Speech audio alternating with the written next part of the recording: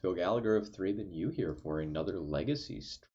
Today we are going and playing with an Affinity deck list. I was looking for something to play because I got sort of a dealer's choice donation stream. Nathan N., who is a Ox player, donated me saying like, "Hail Liliana, keep doing what you're doing, homie," or something of that nature. And so I just wanted to find something fun to play this morning. And when I was looking over Volrath XP's article from this week, I saw this deck list towards the tail end, and it looked like something fun to play. Um, right now, I'm kind of in this waiting zone where I'm like excited for the new set to come out, so I don't really feel like putting in a lot of work into a current deck or anything. Kind of just waiting on, what is it, Skyclave Apparition to come out so I can do some tinkering with D&T maybe. And then I saw this deck list, and it was exactly what I wanted to try. So this is kind of a crazy Affinity deck list. It's not exactly Steel Stompy. It's gone a very different direction. It has like 0 drops and Gaia's Cradle. So let's take a look at what this deck can do. So this deck has Artifact Lands, it has Ornithopters, it has Memnites, it has Mox Opals, and this is really kind of distinguishing it from the traditional Affinity deck lists, and this one actually has like OG cranial plating in it, which is like kind of why I wanted to call this deck list Affinity rather than Steel Stompy. And it can produce some very, very large amounts of mana via Gaia's Cradle and all of these little creatures, which you can use to funnel into your 3 different X spells, Stonecoil Serpent, Chalice of the Void, and Walking Ballista. And you can use this additional mana to muck around with things like your Mystic Forge, your Planeswalkers that are in the sideboard. You can do all sorts of things with it. The Ravager and Cranial Plating reward you for having all sorts of artifacts, and I think it's kind of cool. Nathan, do you happen to know the username or the actual name of the person who created this deck? I admittedly did not write it down when I pulled the deck list yesterday.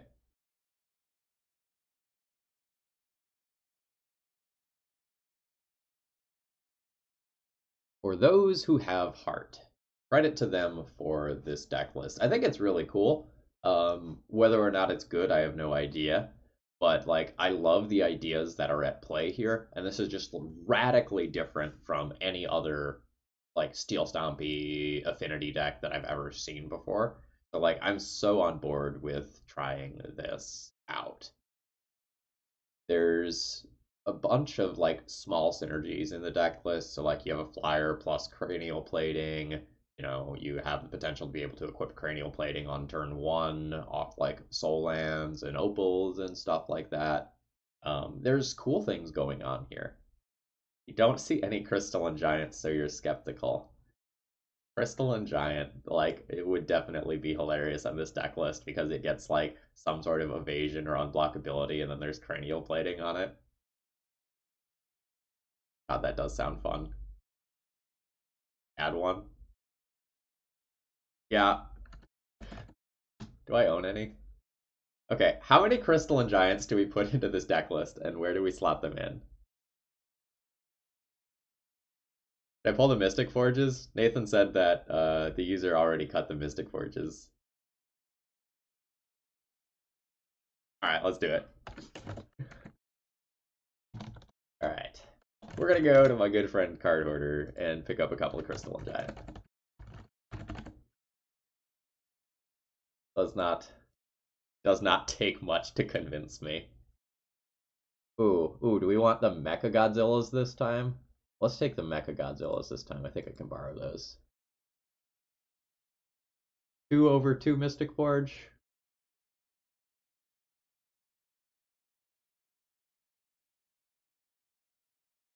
Yeah, why not?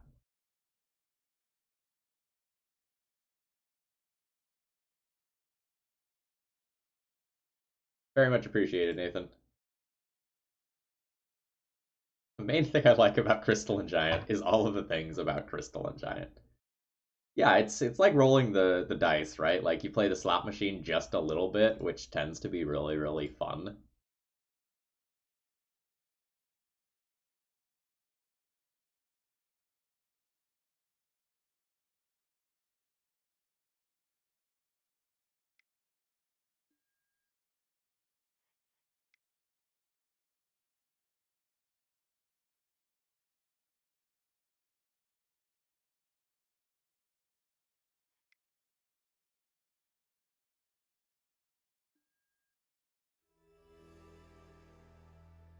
right, we have some Mecha Godzillas. All right, so Mox Opal is apparently bad. Okay. Then let's just pull 2 Mox Opal.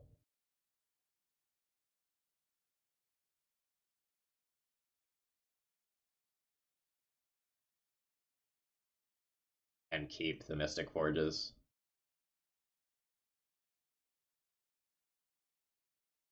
Well, all the opals? They're just that bad? Okay.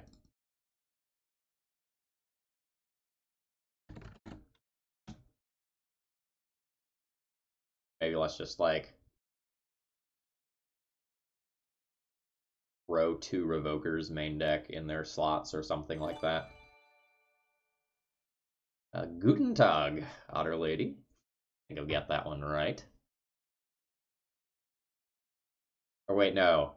There's a different one, right? Like it's Guten Morgen for good morning or something of that ilk. Hear me out. Pull all of the opals for Crystalline Giant.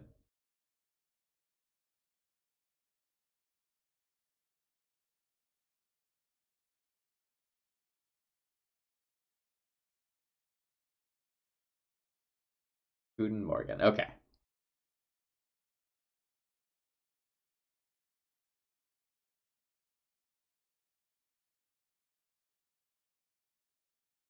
I'm willing to wait 5 minutes to start this league to make a couple of changes if we have some good ideas.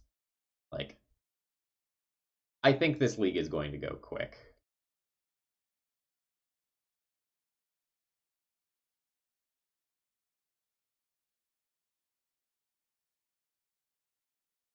Send the updated list to my server. Okay, yeah, I'll take a look at it.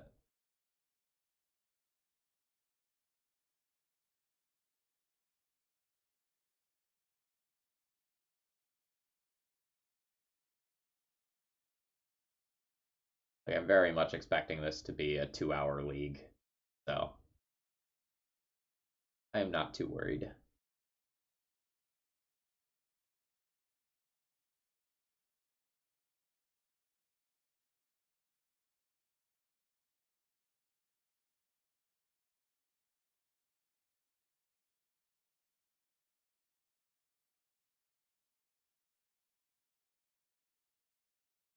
Yeah, this does seem like a good addition, though. Like, this seems like a really annoying thing to put a cranial plating on.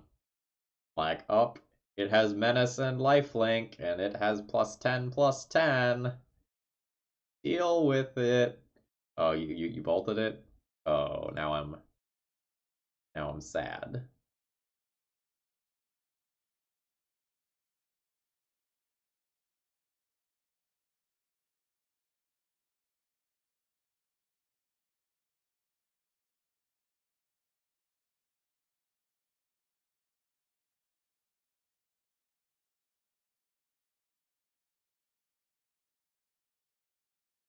All right, Nathan, I'll give you another minute or two. It's fine.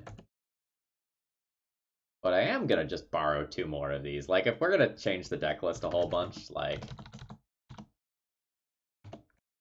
we're getting we're getting 4 of those in there. Like, I'm 100% sure of that. So we're gonna preemptively add 2 of those suckers to the cart.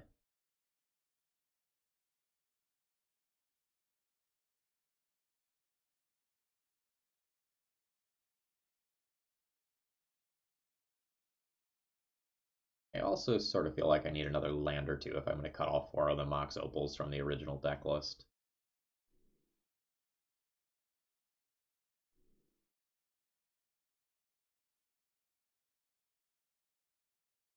This is a Steel Stompy mana base. Like,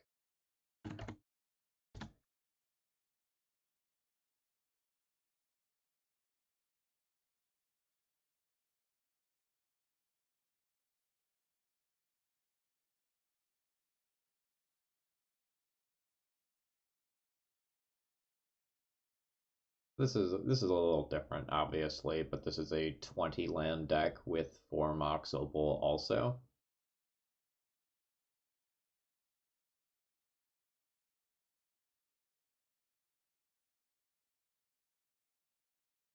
Yeah, factory. Factory seems like a good add. Ink Moth Nexus. Interesting. Yeah, there's also Cradle to think about. Cradle is like a weird number of lands stapled together.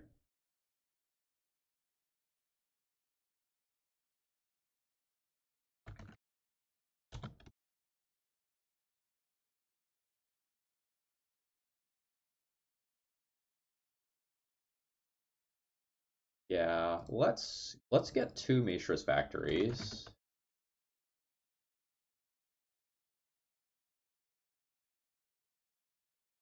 Throw those in there.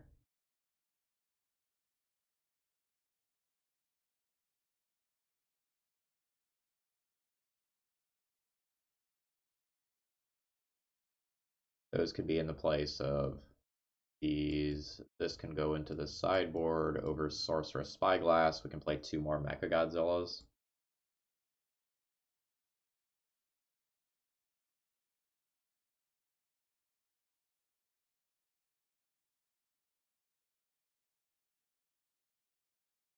Yeah. Four Mishra's factories and cuts the vaults.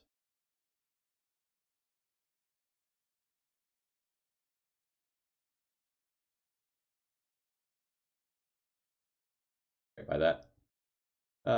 Nathan, I'm going to go ahead and give up waiting on the deck list and just like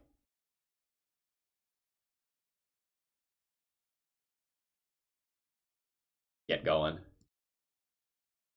going to borrow four factories for and two more crystalline giants and put something together and we'll run it through a league and see how it feels.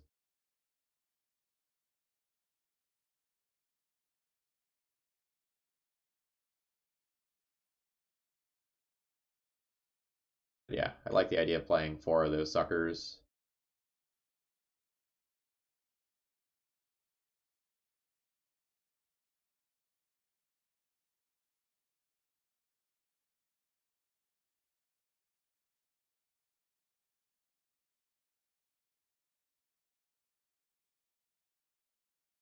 Also, my kingdom to be able to like sculpt deck lists with cards that I don't own on Magic Online.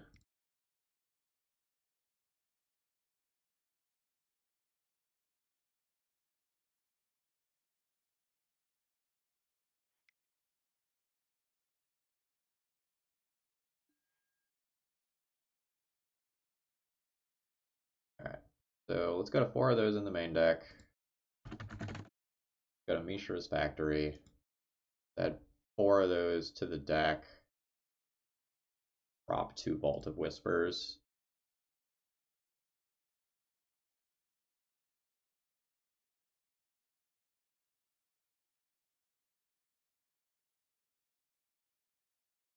I think I'll keep two Vault of Whispers just as something that like is an artifact for Arcbound Ravager and Cranial Plating. Alright, let me update Cardboard Live and then we'll actually play.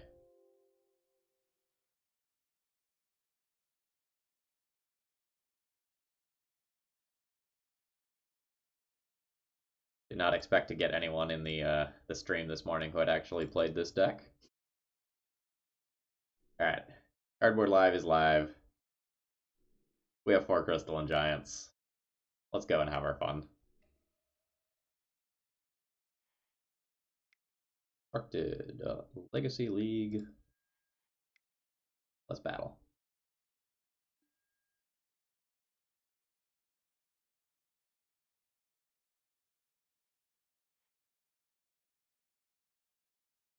Oh, I will certainly have fun.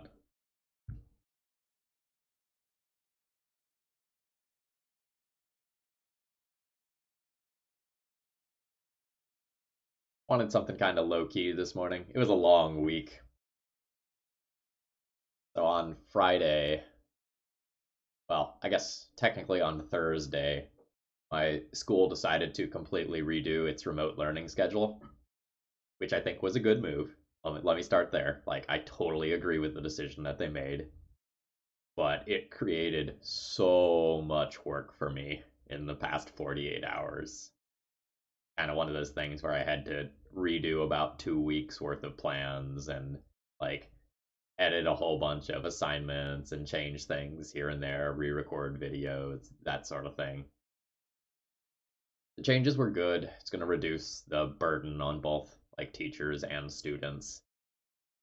But like there was a 48-hour period where it was just like, oh god, I have so much extra work to do now. And I think it is good to change your plan when the plan is not working rather than trying to like adjust. Sorry, rather than trying to like just stick out with something that isn't going to work.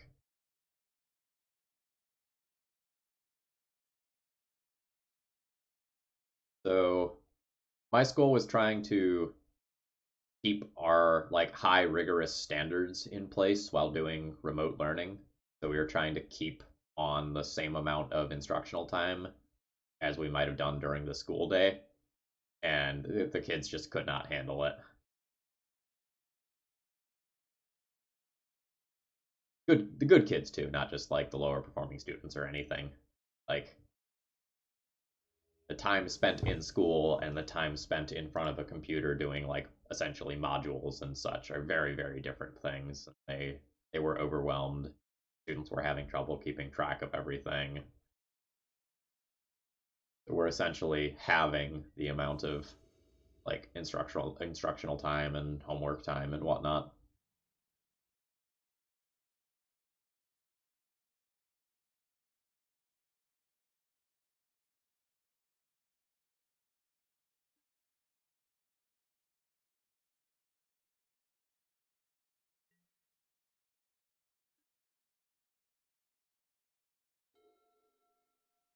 Bill, this was a Christmas present from like one of my mom's friends.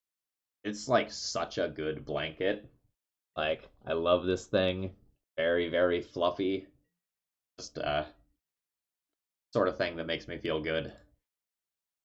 It's just so cozy.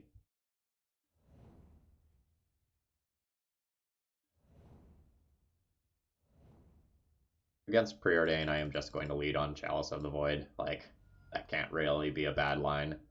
We're going to have like a very aggressive Steel Overseer and like between the 2/0 drops and Walking Ballista here, and Magmeshra's Factory as well.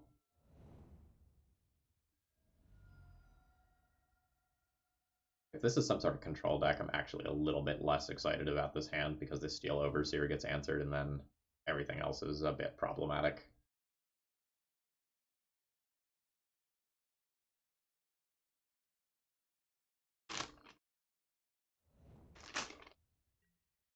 We're also going to fold real hard to like an Oko on current board.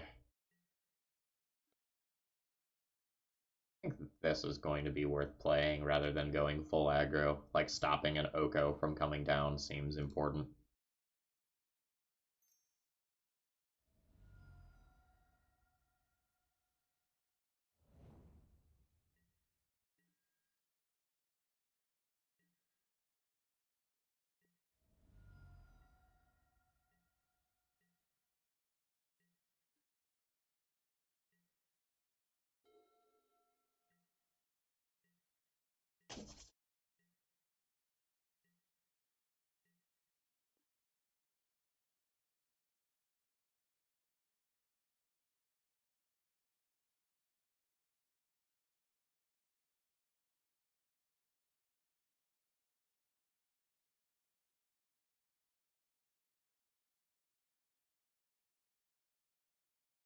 I find Coatl is kind of annoying.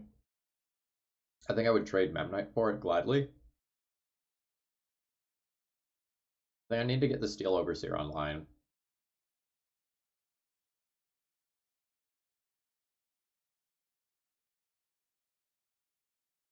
I think I'm just going to attack with Memnite and then play two 2 drops.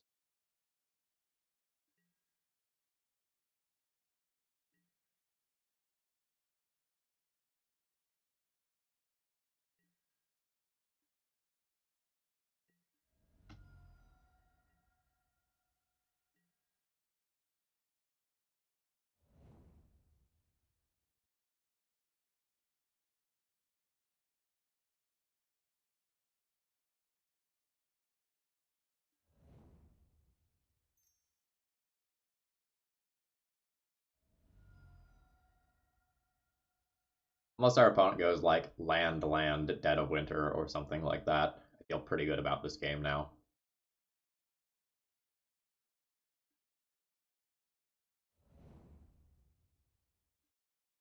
Hey, we played around that.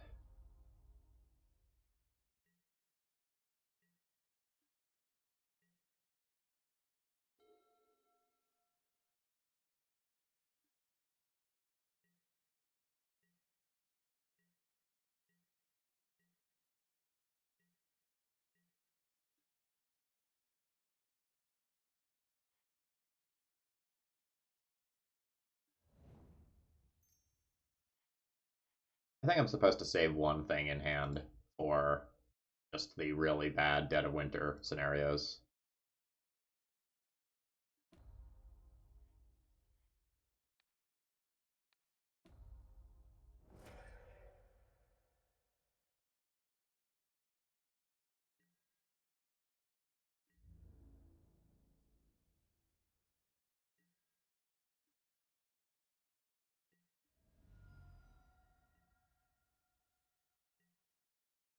But outside of that, I feel pretty good.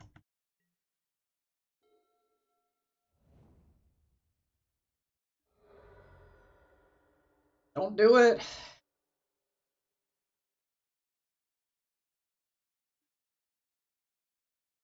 But yeah, that's fine.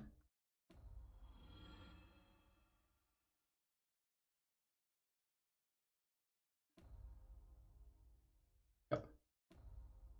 1, 2, 3, 4, 5, 6, 7, 8, 9. You're dead on board. Good meet to parry for nothing.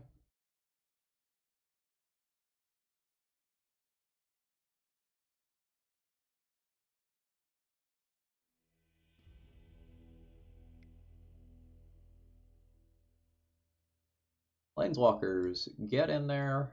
Revokers, get in there. Thorn of Amethyst, maybe.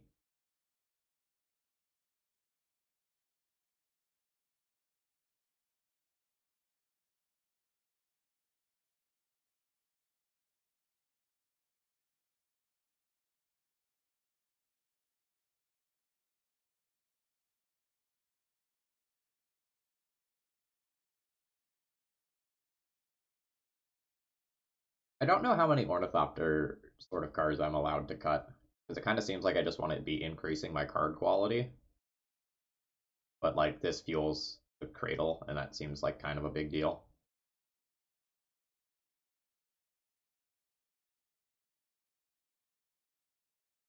But in a vacuum, I don't super want this card. It doesn't trade with Icefang Coatl.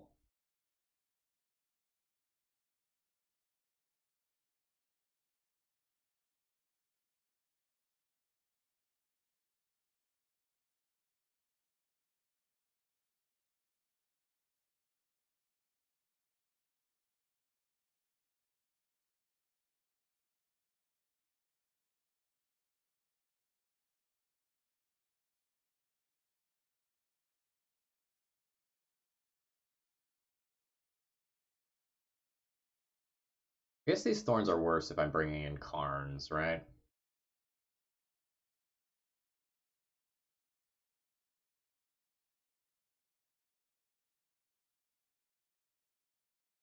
Like that's certainly a non-bow.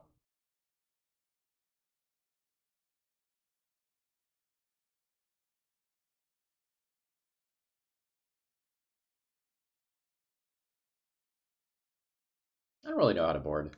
Like I could also see just like boarding out Chalices, because my opponent is going to have a bunch of things like Oko, Teferi, like that sort of stuff to help deal with them.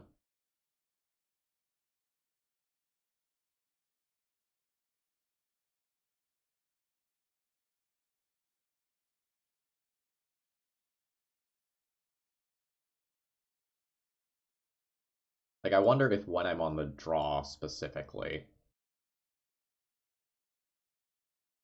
I do something like this and just increase my density of do something cards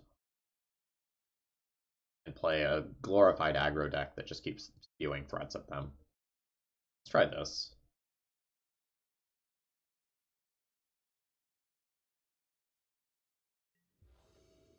I have no matchup experience here, so it's really hard for me to tell what I should be doing.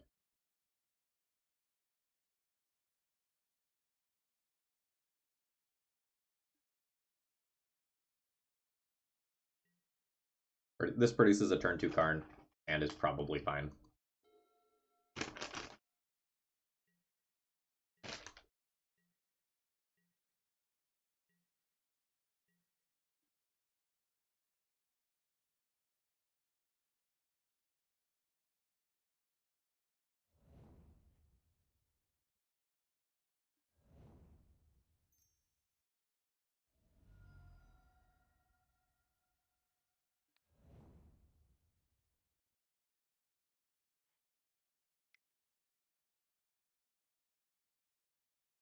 So we're going to slam Revoker on Oko in the dark here. It's something that is like 100% in the opponent's deck. Like, I know that's going to be there. I know that it's going to be a problem card if it's there. So this just seems like the safest name. If they had an Astrolabe in the opener, they probably would have played it on turn 1. So don't think I need to hit that.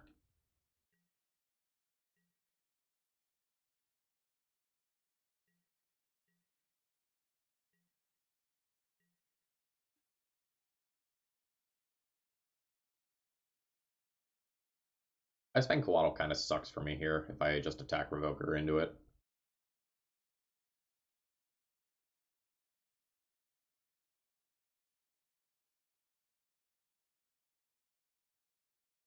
Maybe it doesn't. I just jam a Coil Serpent for X equals 5 the following turn.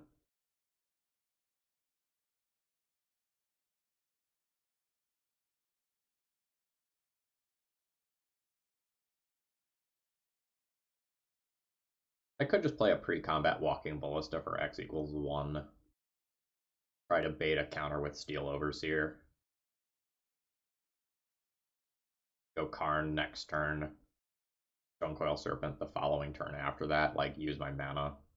Use, like, both my soul lands a little bit better.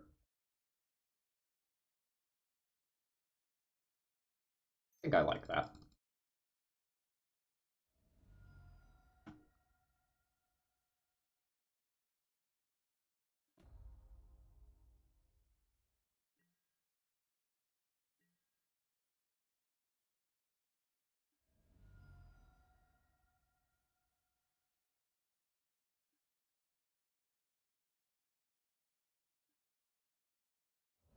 Yeah.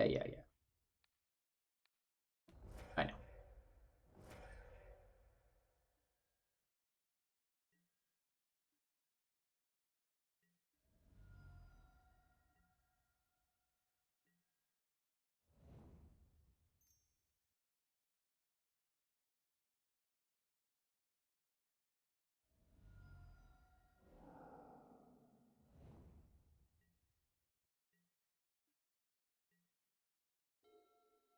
Something like a Teferi is a bit of a kick in the teeth here. Yep.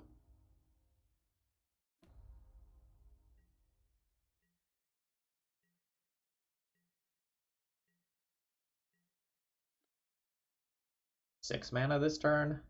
Oh damn, do I just like Stonecoil Serpent for X equals 6 and say, like, deal with that? You have to have Swords to Plowshares.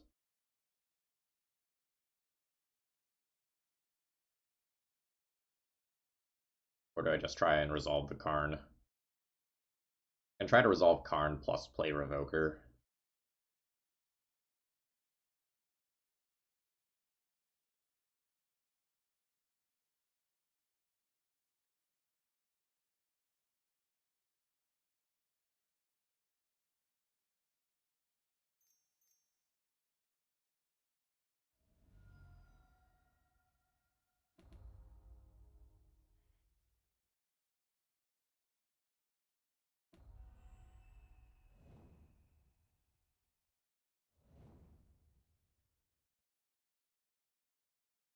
Well, I think I need to try to get a card that matters into play. And Steel Overseer is a card that matters, whereas Walking Ballista for X equals 2 is not a card that matters.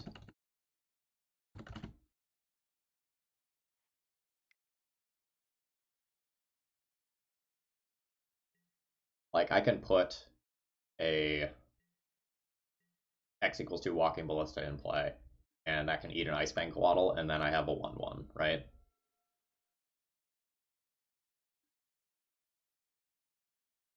That doesn't work towards winning the game, whereas like 1 or 2 Steel Overseer activations really work towards winning the game.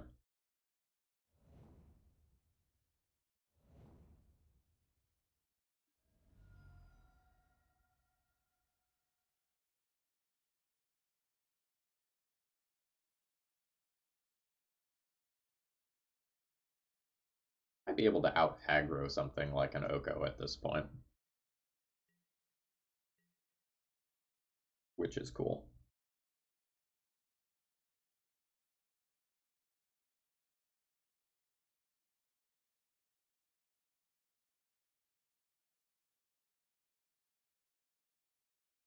Lunar Knight, games are fun. That's what I have to say so far. Like, we're doing kind of interesting things. Get them.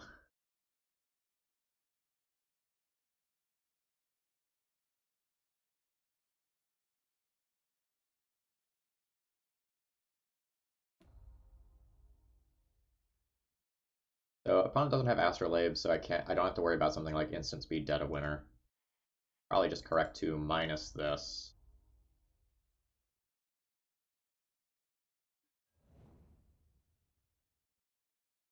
Now, do I just send all of this to their face, or do I try to take this off the table?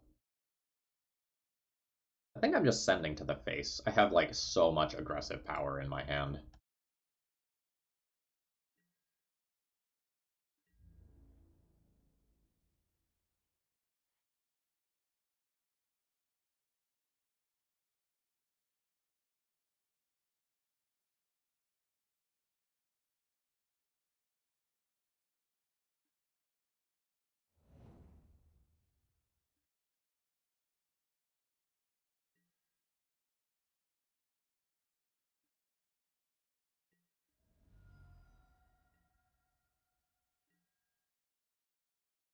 Now, if they have a Source of Plowshares here, like, this kind of sucks. But if they don't, like, that card doesn't really get answered.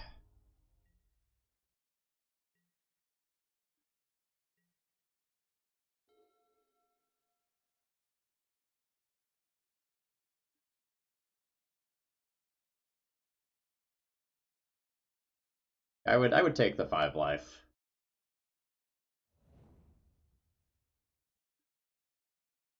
For sure.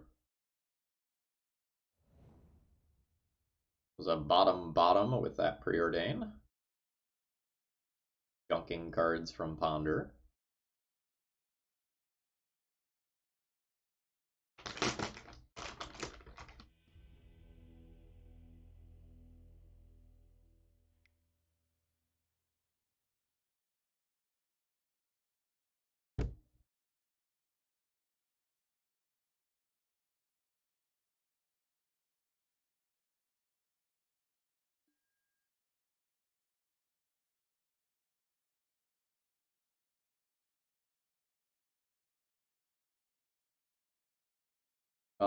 Luna Knight, in terms of popularity, I think right now it's Rogue Delver, No Pile, followed by Elves as the top 3.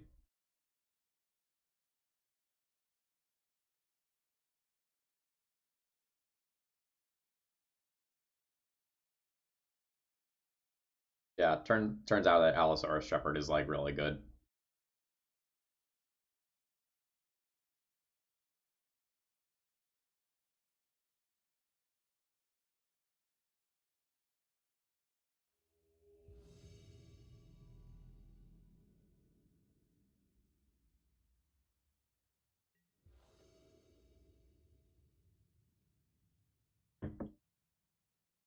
Mentor Balance.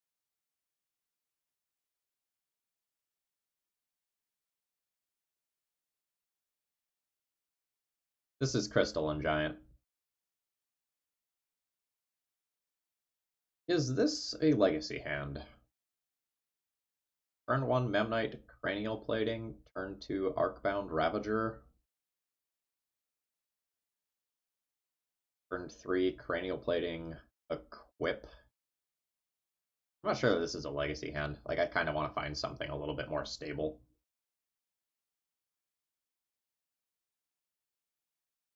Oh, God.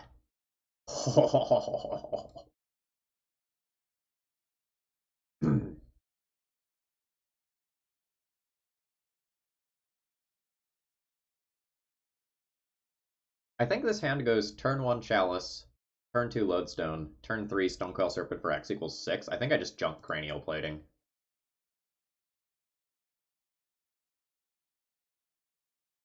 One has Mulligan to 4.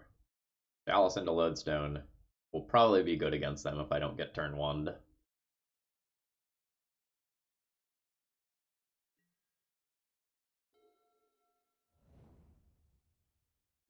Reanimator is my guess when my opponents tend to mull this aggressively.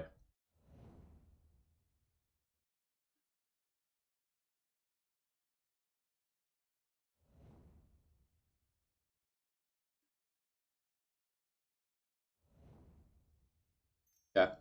They need second land plus like Exhume in their remaining 3 cards. Oh, you didn't have it. I feel so bad.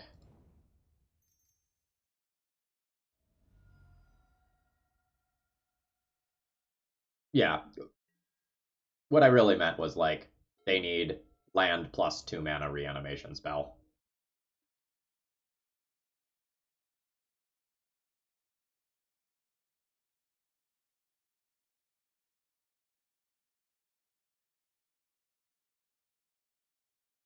You're just done with me at that point? Yeah, that's fair. Ley lines plus Thorn plus Revoker. Not really a walking ballista matchup. Those can go out.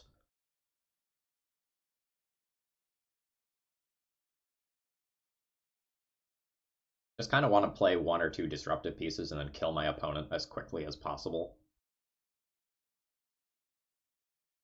These seem kind of here. I can see like cutting all of those and keeping Stonecoil Serpent as something that's just good with the soul lands.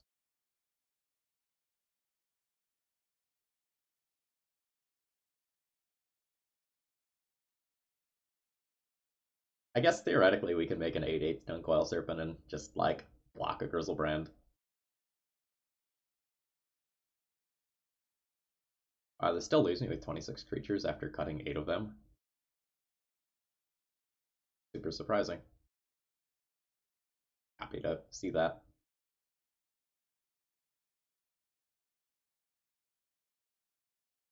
I think given how aggressively my opponent mulliganed, I'm probably supposed to mulligan to a Leyline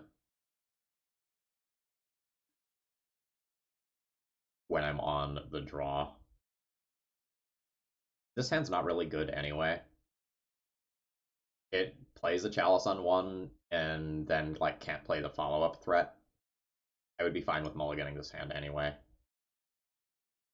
Yeah, this one's good. We'll dump the Ornithopter. Yeah, I'm Grifty. This list is super fun. I am having a good time playing it.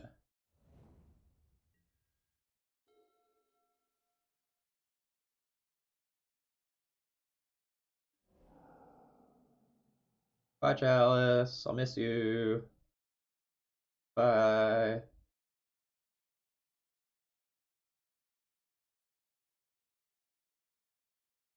No, still Overseer's in there.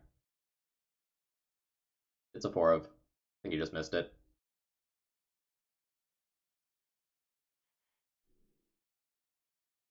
Oop. Oh, Revoker. You just have like a Thoughtseize too, and I also lose the Chalice. It'll only be a 17 turn clock.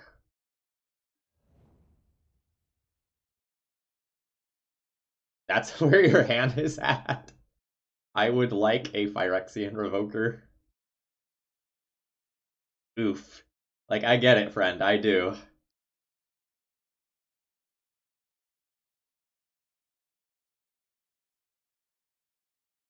If I were in their position, I'd probably name, like, Arn the Great Creator or Walking Ballista, not knowing this exact deck list. But it's possible that, like, yeah.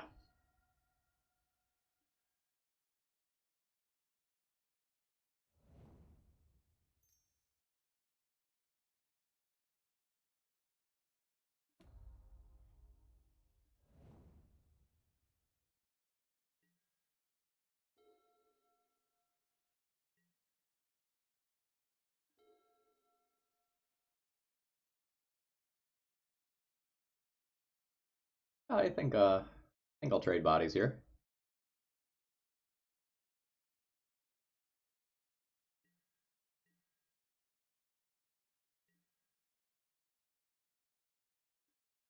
Oh, we got that damage. Got that sweet, sweet damage.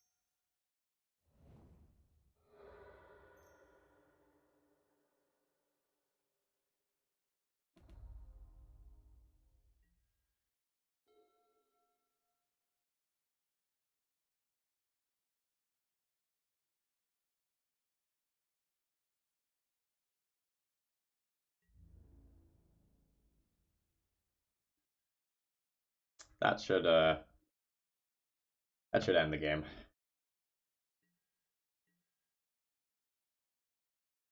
That puts them out of like the range of something like land plus Serenity.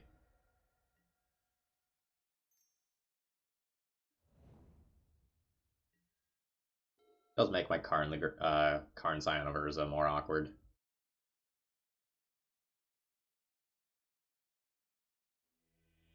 We uh we bullied the opponent pretty hard there. All right, I'm gonna run to the restroom real quick and top off with water. I'll be back in about a minute. I'm gonna run an ad real quick.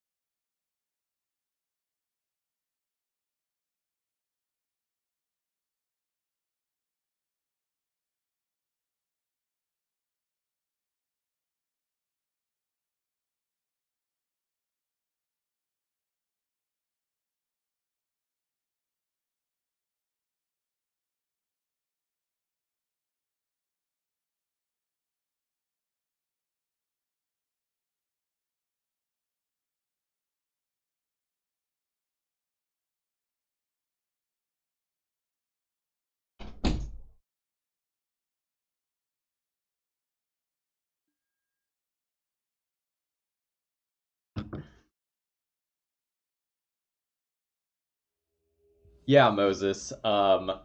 We got paired against Reanimator, and we essentially cheesed them both games.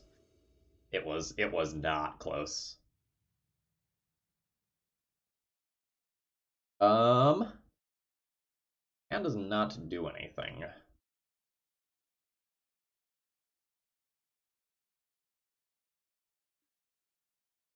And is real close to doing everything. Actually, do I keep this? Ornithopter, Stonecoil Serpent for X equals 1. Then have 2 mana available, assuming I don't get like Lightning Bolted or Swords to Plowshare.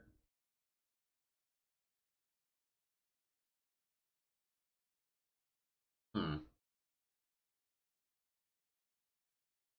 I think I could just do something more explosive with a Chalice, or not a, with a Soul Land opener. I would keep this on 5.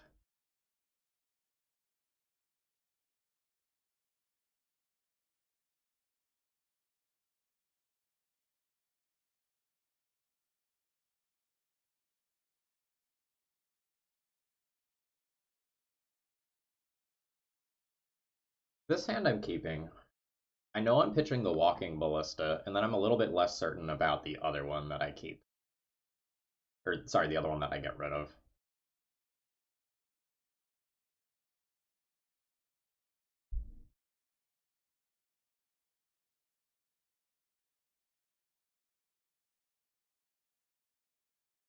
Might just be Cranial Plating.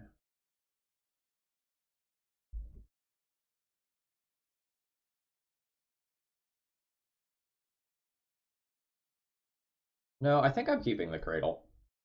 Because I'm going to lose my City of Traders at some point. Like, I want what is essentially a soul land.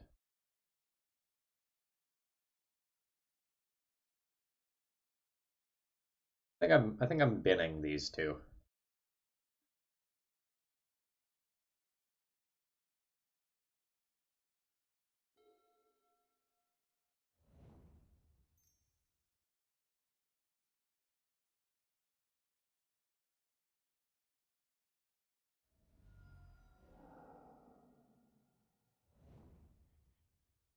They're not well suited to beating the Snapcaster Mage deck with this Mold of 5.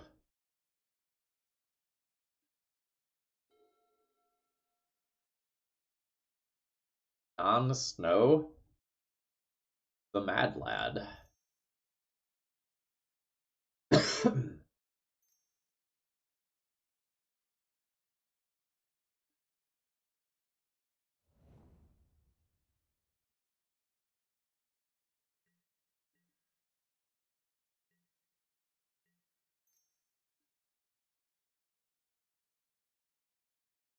I think you lose almost nothing by brainstorming in response to Steel Overseer there.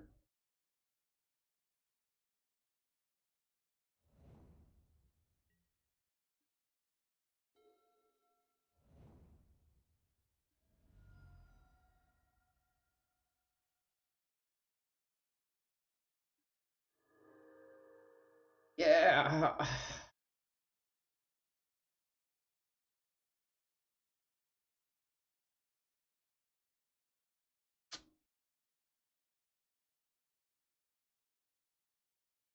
I have lost this game. Like the writing is on the wall. We need to figure out what sort of deck my opponent is playing. No, I think it's incorrect to play Vault. If I play Vault, I can't play a 4-drop next turn.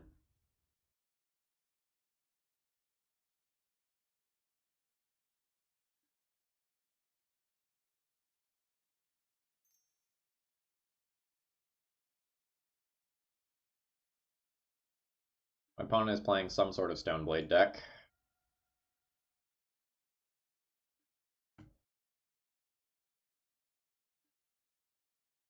Sure. I don't think it was worth throwing away a City of Traders to play around Pierce.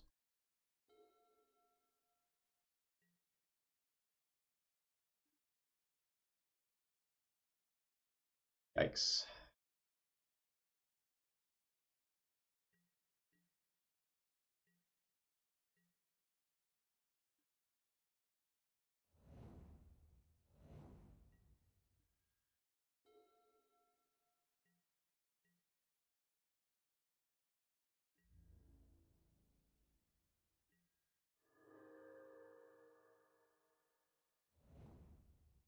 Alright, so now we've learned that red is in there.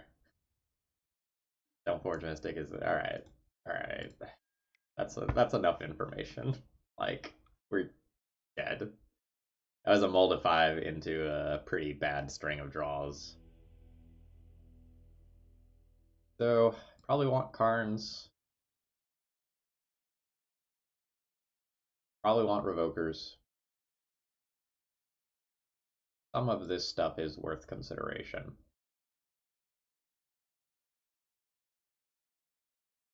I don't think I want to play Ornithopters against my opponent. The only thing is that they fly, they can go over True Name Nemesis, but, like, we can use this to go through True Name Nemesis at some point.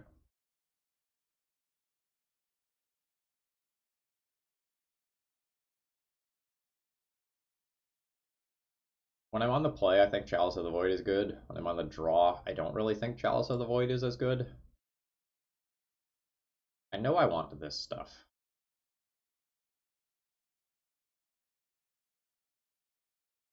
The next question is, like, do I want to trim Walking Ballista because it's not really good on X equals 1, it's really good on X equals 2. Do I want to trim that and just play some Thorns and, like, really try to take advantage of the fact that I'm on the play?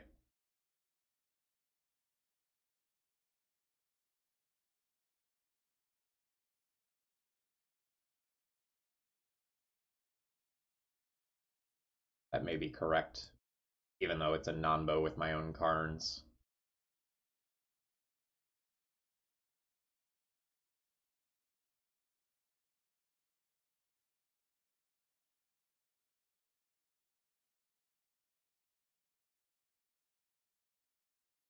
Opponent's best cards against me are the creatures, but if I can keep them from cantripping, that keeps them from going into, like, the really good hands. This hand is kind of slow.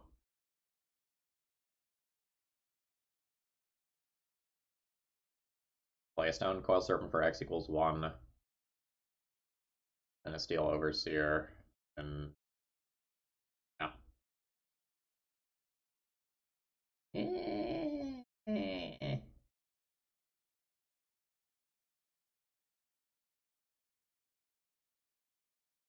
Yikes.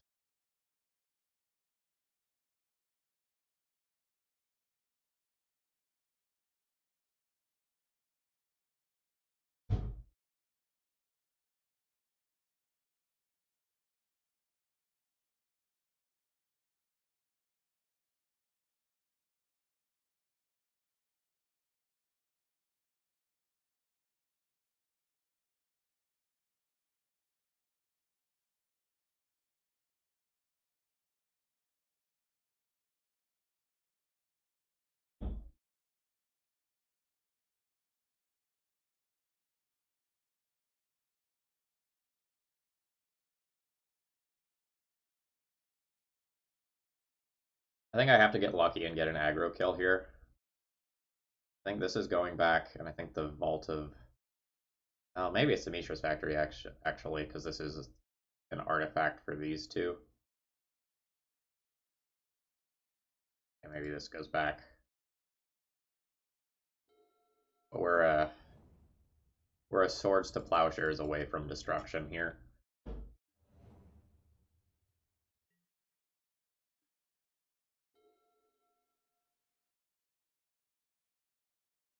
Well, protection's really complicated, and that's part of the reason why they went away from using protection as a keyword for a few sets. And came back to it.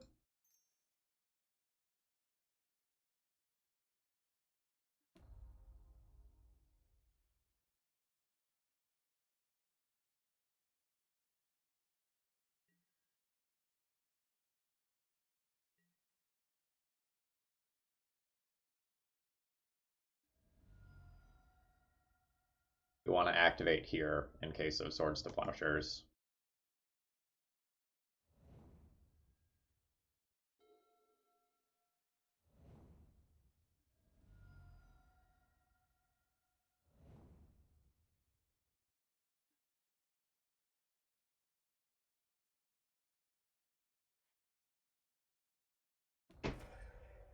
That was just a 1-for-1.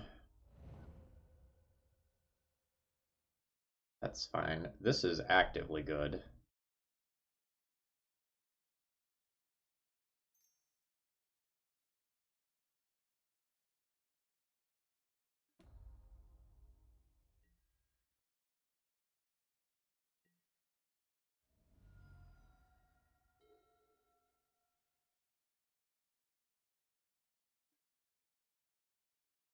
Yeah.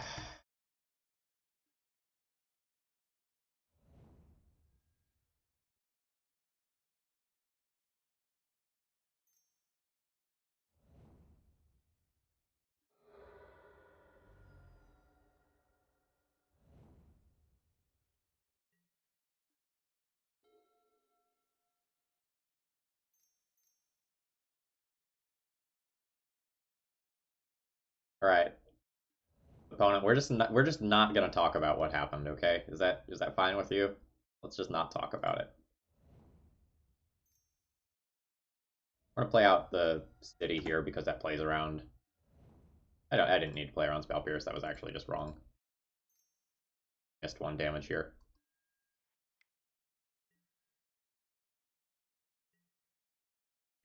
No, these are the first matches that I've played with this deck, so I was thinking about like card advantage comes from planeswalkers.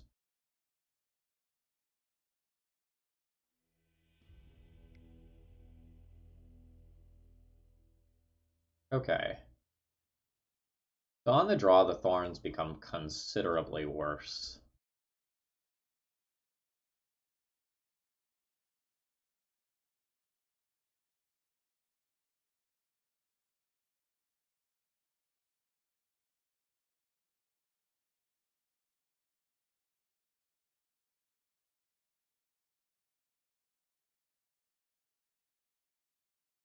Then again, I don't have too many things that I want in play over it. Like I would be bringing back in like a cranial plating or boarding in dismember or boarding in jitte, all of which seem pretty medium. Maybe I'll keep them.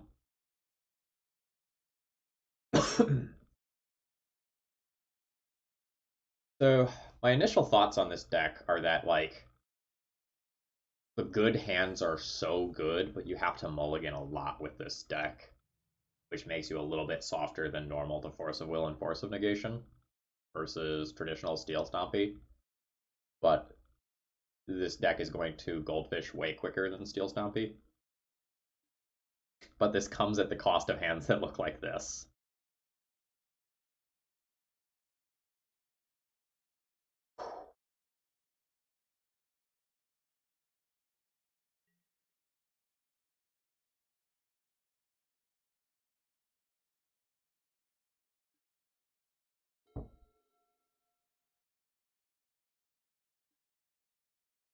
Put one of those on bottom.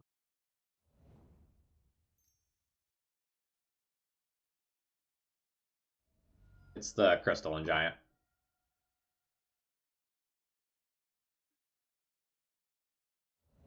Oh, it has both Pierce and Snare.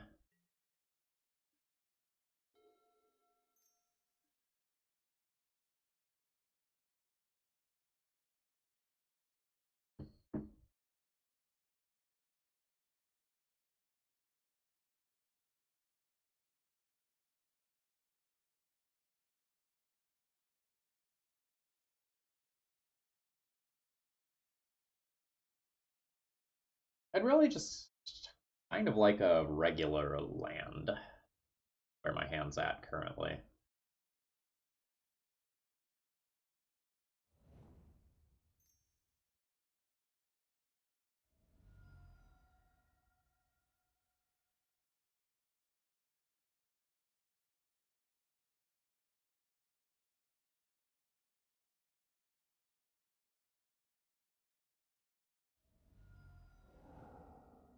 Alright, we got a Snapcaster Mage there. So the good news is that with one land, my hand is pretty good. But until I get that one land, this hand is very bad.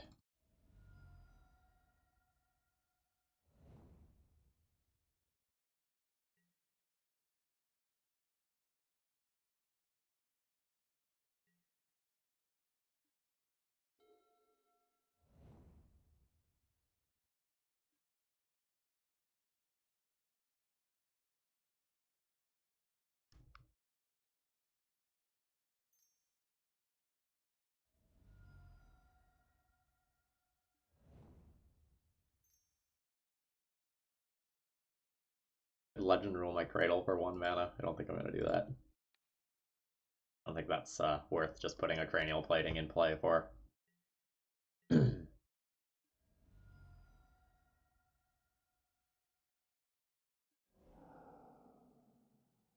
Yes. Dang it. No basic lands. Actually, that was a misplay, right? Like, I shouldn't have searched because I had a Gaia's Cradle on the bottom of my deck that is now in my deck somewhere.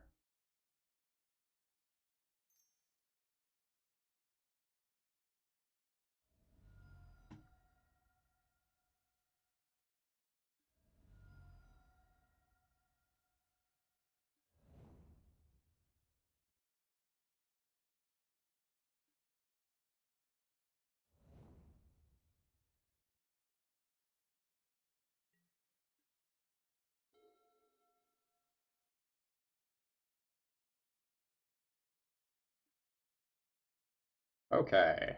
That's very good.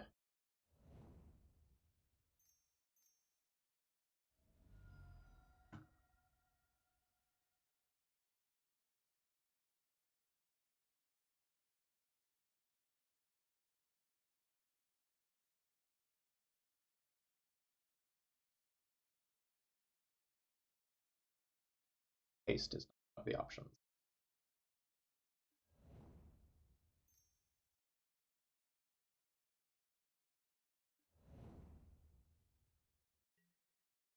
X-proof. X-proof. X-proof.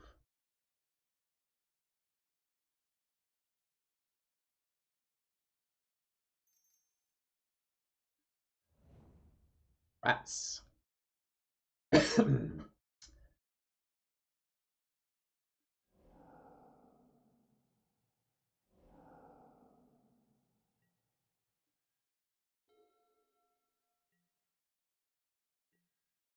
That Snapcaster's a scary clock. We've tapped this Ancient Tomb a lot.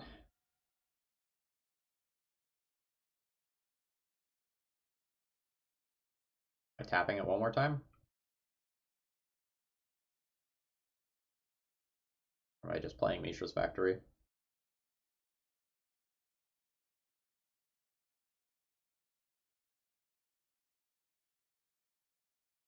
Like I just play Mishra's Factory.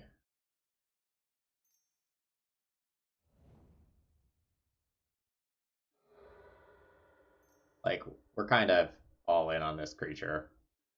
Living / connecting, whatever.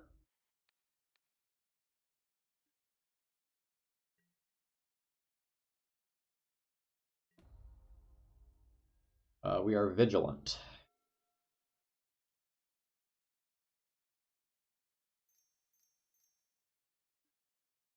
Rough.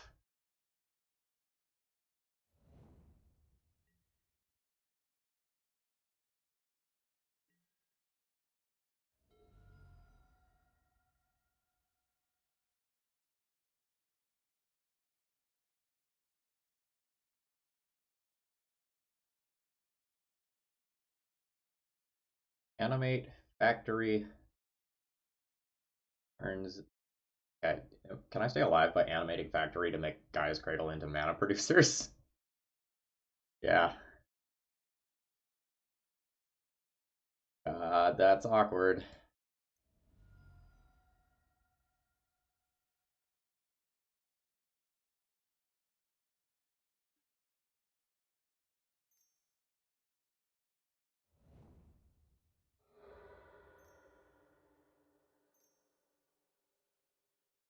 Ancient Tomb is no longer a card.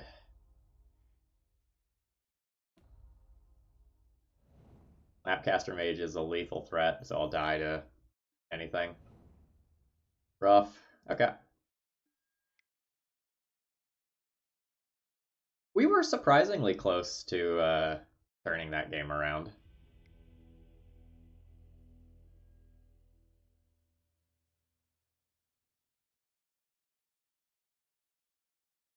Like, with double cranial plating on the field, it would not take much to kill our opponent. Like, who attacks from a construct token with double cranial plating equipped or something like that would probably do it. or like one of the crystalline giants rolling into lifelink so that I gain 7 plus life will probably do it as well. Well, Click was a legacy staple, and then they kept printing better cards. Why play Click when you can play Brazen Borrower? Why play Click when you can play Oko?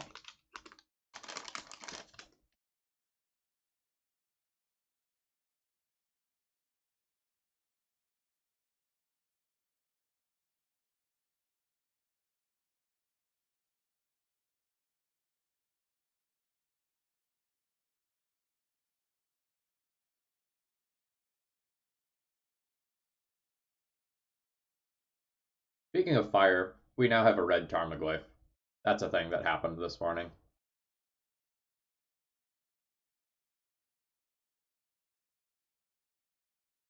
I assume this will be the only thing on my Twitter feed if I open up Twitter.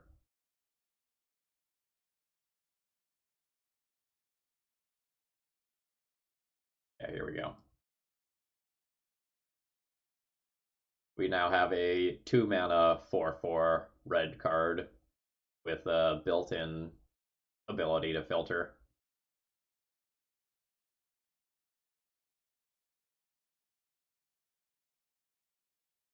This isn't like Dreadhorde Arcanist levels of good or anything, but like, damn, that is a good 2-drop.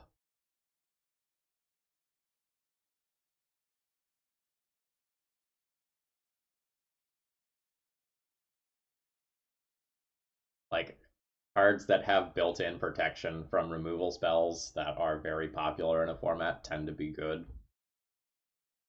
So, like, that's going to be a card that dodges Lightning Bolt after about turn 3.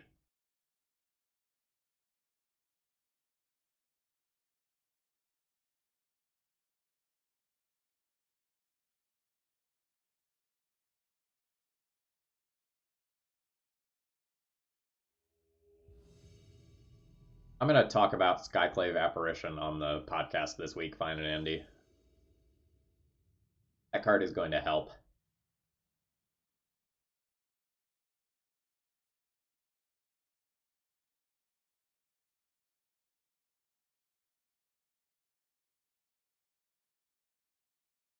Yeah. So, like, opening hands with this deck are so wildly inconsistent in terms of power level. This is good. Turn 1 Mem Knight, turn 2 Steel Overseer, turn 3 Arcbound Ravager. I have no explosive power in this hand, but I have a lot of bodies. I probably keep this.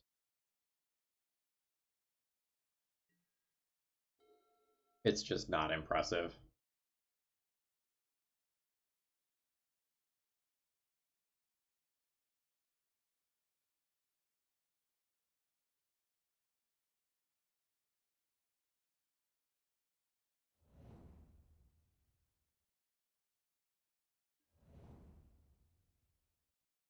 We're playing against some sort of post deck.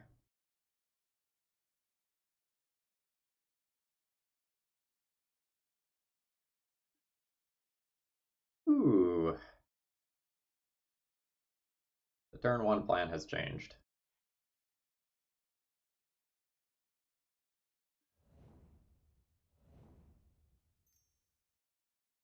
We are gonna go fast.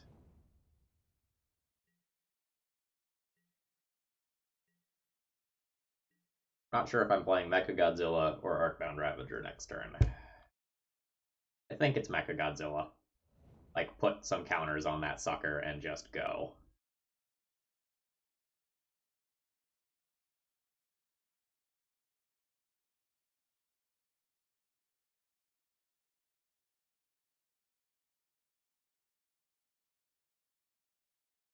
The upside of playing Ravager is that I can also animate Factory and put counters on Factory this turn.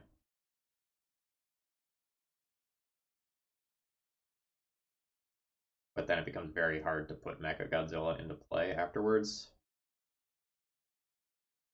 No, I think I do this.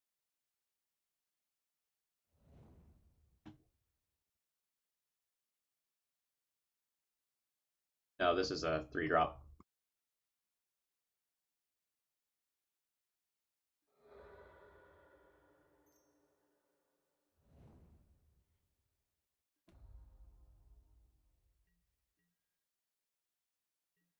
Says Menace.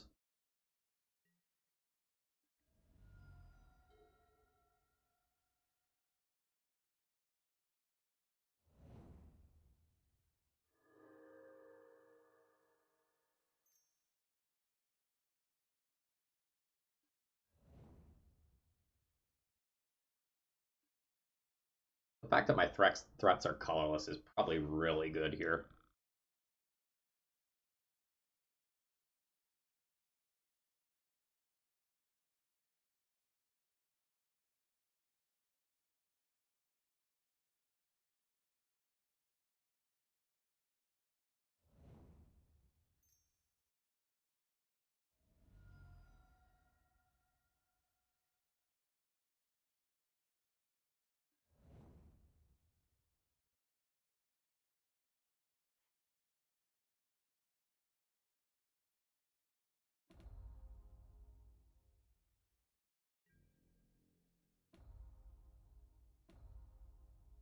We're collecting stuff. So the one with all these has Death Touch and Menace. The other one has Vigilance.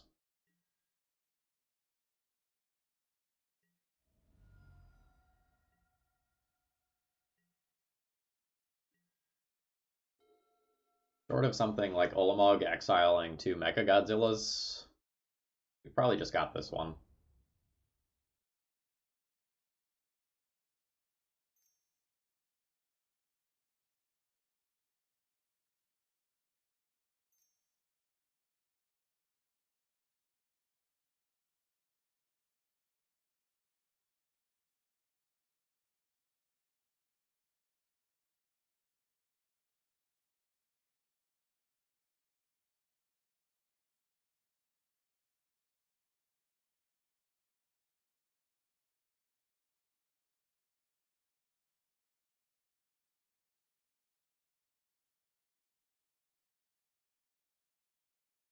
Opponent has some decision over there.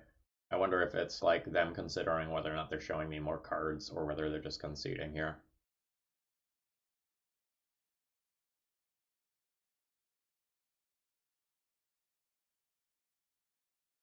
Yep, that was indeed the decision.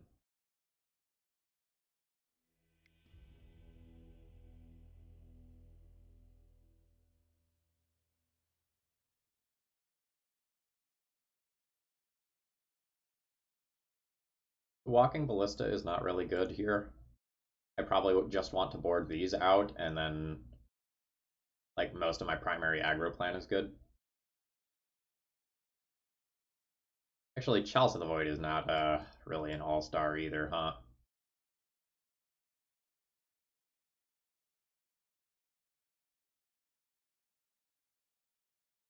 And maybe like Chalice is the first thing I cut for Karns. Do I play Thorn when I'm on the draw? Makes things like Dynamo, Grim Monolith, Ugin, other Ugin, slightly worse. Probably just play Revokers.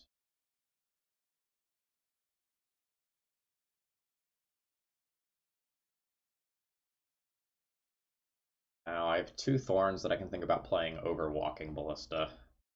Is it better to have something that turns sideways, or is it better to have something that can actually be a speed bump?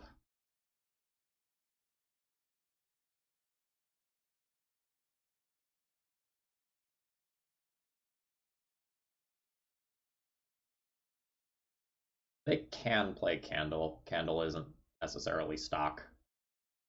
These deck lists can look very different from each other.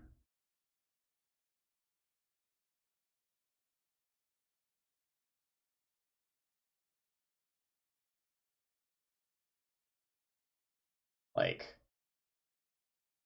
something like whatever the better voltaic key is. Manifold key is more popular than Candelabra.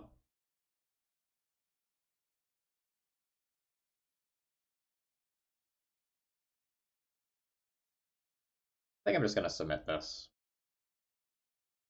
If I'm on the play, I can think about Thorn. It becomes a little bit better.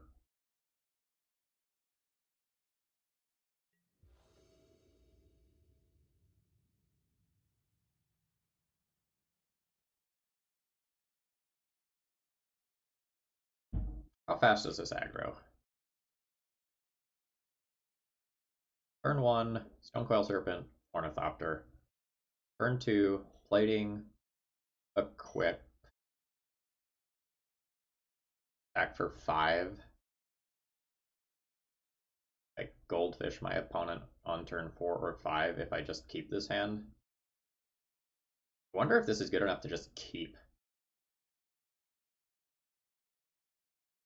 Like, it hits like a truck. I think this is.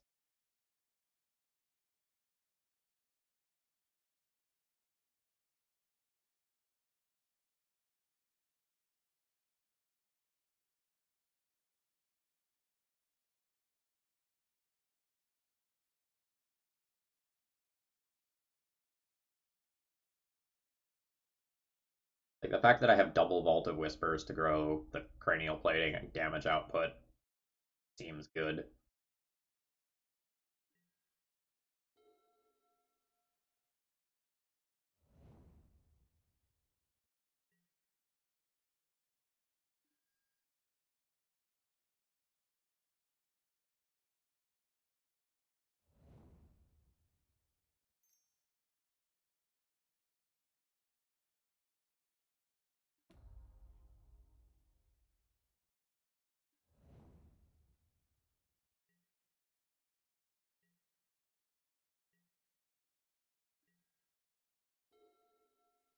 I guess a Thought-Knot Seer makes his hand, like, very considerably worse.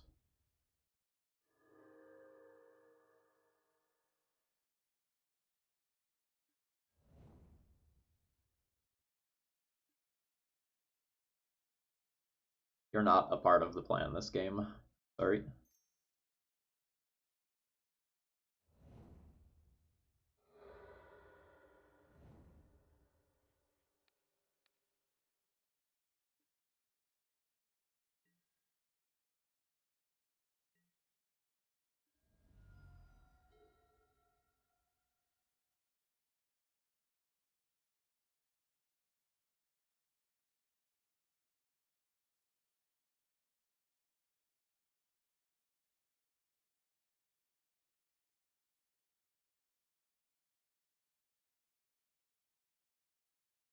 Get to really just ruin someone with an Ornithopter in a way that I haven't done in quite some time. Legacy staple Ornithopter slots into lots of decks like this one, as well as ninjas.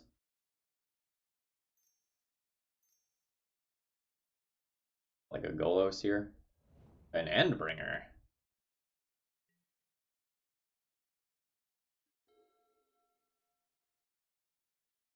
Endbringer's going to tie up 2 of your mana every turn to keep this from attacking, right? And then whatever you make not attack, I just move the cranial plating to. That is definitely a big screw you.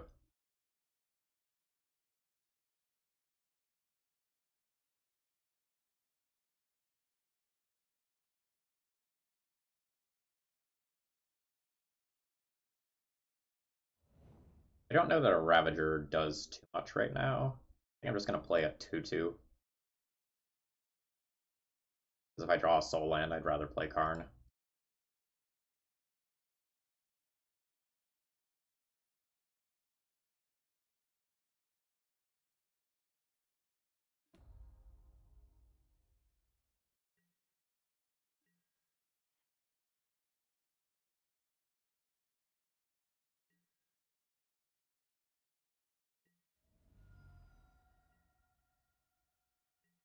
I don't know that opponent gets to get out of this if they have to, like, keep Ornithopter tapped down.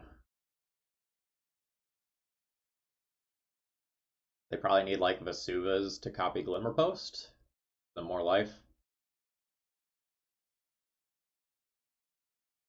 The Cloudpost might be good enough over a couple turns. That frees up a lot of mana.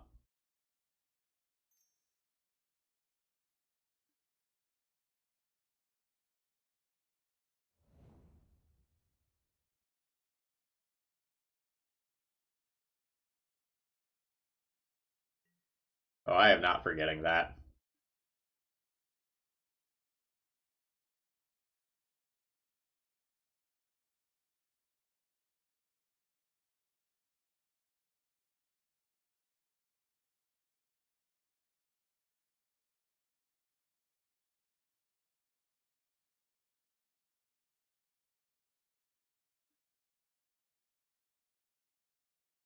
Why would you do that in main phase? It allows me to move the cranial plating for 1 mana, which is kind of a big deal. I'm gonna move it at instant speed anyway, because I don't have anything to do with that 1 mana, but like, that's definitely a mistake.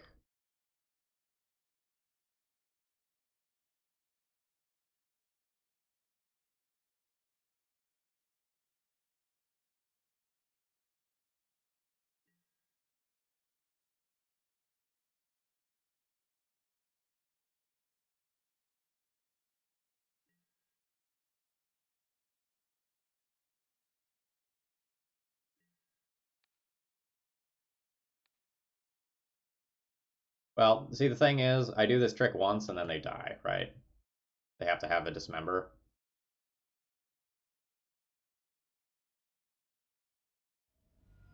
So it seems like a good trick to use.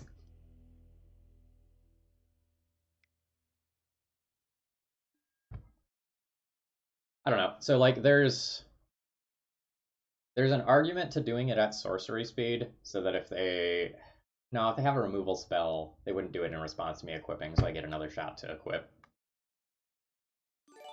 Yeah, no, I think it's correct to do it at instant speed, because if they have Warping Whale, they could create a blocker, go to block something, and then I get to move it on the other one. Yeah, it's definitely correct to do it at instant speed, I think.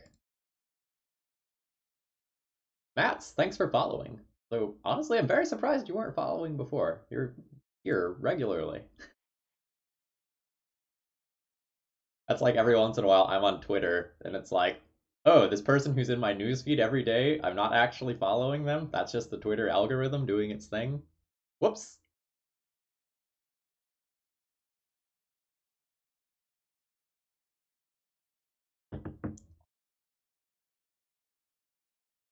So the cradles have largely been awkward so far. Like, they've been good once or twice, but they've caused me to mulligan a lot of opening hands. I love the idea of them being additional soul lands because that's what this deck wants. But I wonder if this deck would be better off playing some of the lands that, like, you can sacrifice them for 2 mana.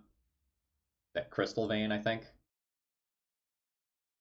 Like, this deck can definitely use the shot in the arm that that sort of thing gives you.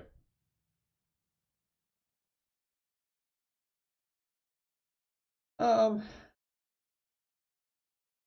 we're gonna send that one back.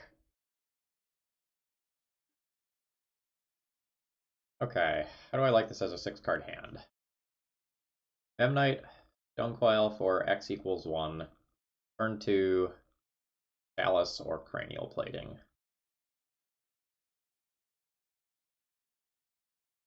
Uh, this is just okay. Do I have data about what my opponent plays?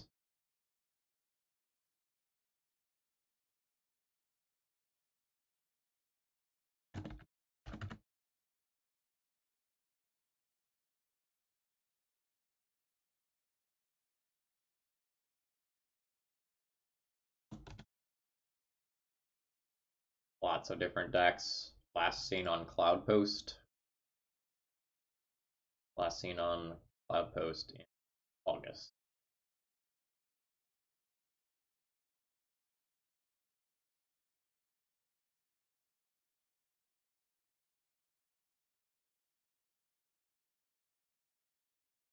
Okay. Let's pitch the 4 drops here, I think.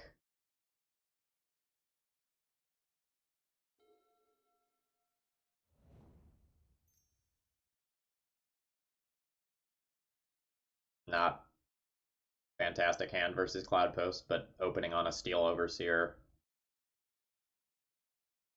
is what it is.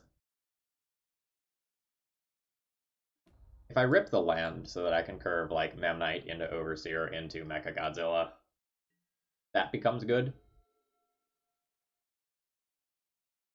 But there's so many things that I'm soft to here. Like a Wasteland, for example, would be bad.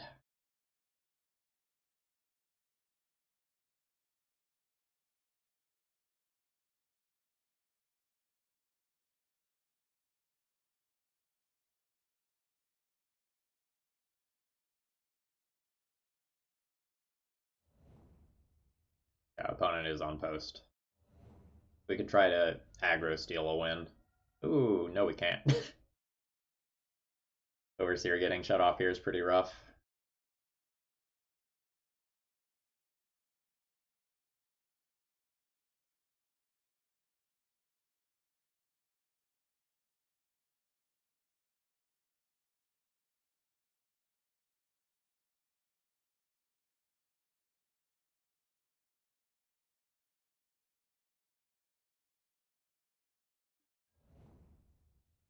Fuck. Fuck! So I won one, basically.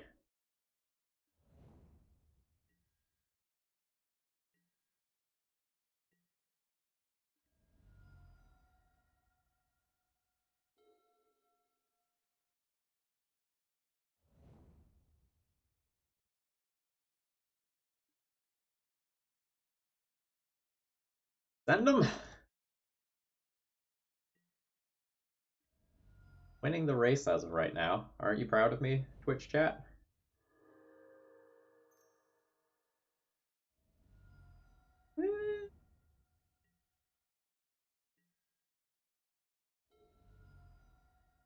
Well,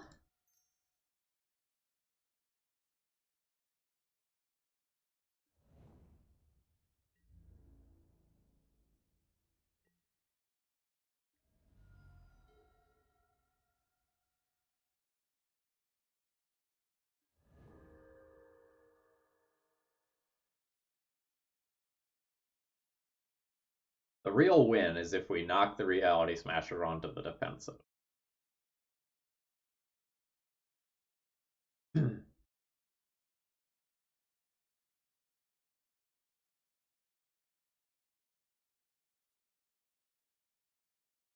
Also, like, notably, that Chalice on 0 stopping double Ornithopter in my hand right now is preventing a really good amount of damage.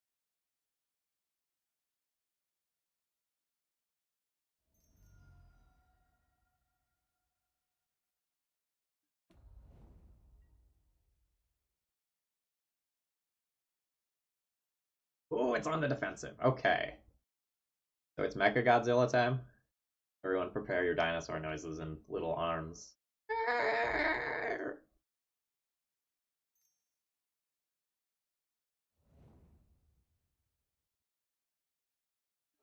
Like, damn, this would have been an impressive cradle.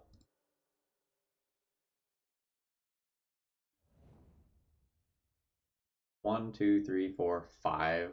So we can just like put this on a Memnite and send the Memnite.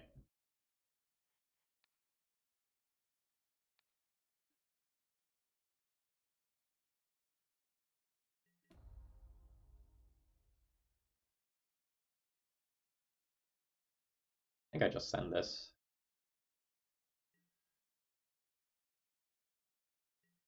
Oh man, we traded Memnite for Reality Smasher. I don't know that any Legacy player has ever done that before. That might be a first. Probably not a first, but it feels good. Oh, oh, oh, oh, oh, oh. You dead?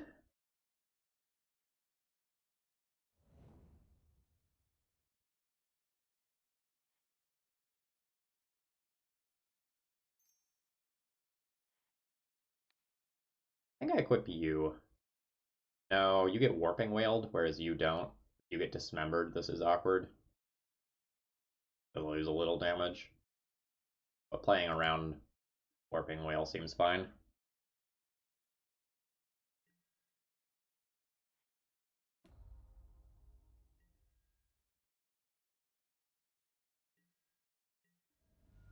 Oop! Should have animated that. I'm going to admit that I could not read the number on my own card.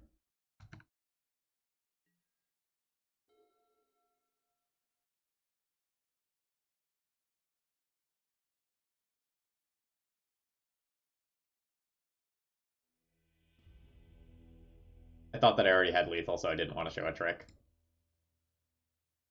I did not have lethal. So what did we do last time? Karn's in,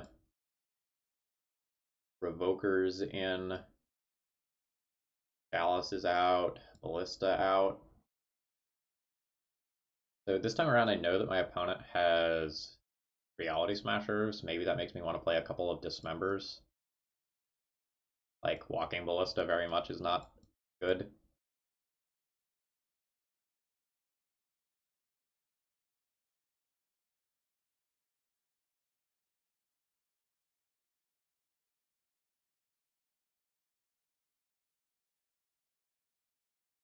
Yeah, like, I'll totally own up to, like, my mistake there, but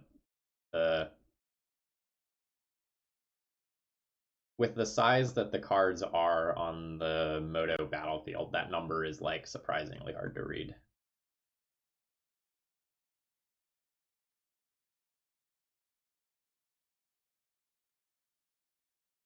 Now, Thorn, when I'm on the draw, seems kind of medium. If I know my opponent has Reality Smashers, maybe I'll play a Jitte, and I don't know, maybe I'll keep one of these just as another body.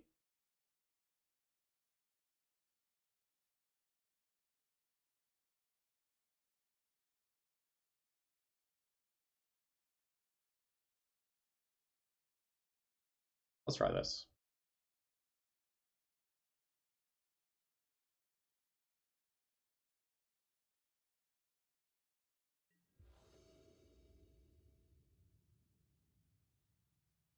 Oh, I know why I thought I had lethal. I had a Memnite last turn that went off the battlefield.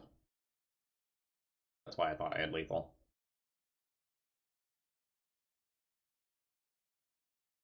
Hell yeah. Overseer into Karn. Into Cranial Plating equip, plus also Dismember if I need to. Plus the Jitte.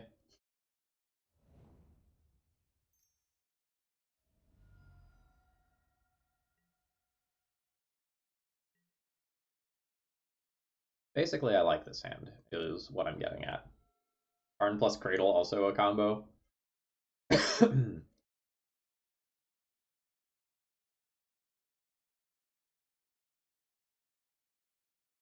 Yeah, Coin Man. That was the mistake, right?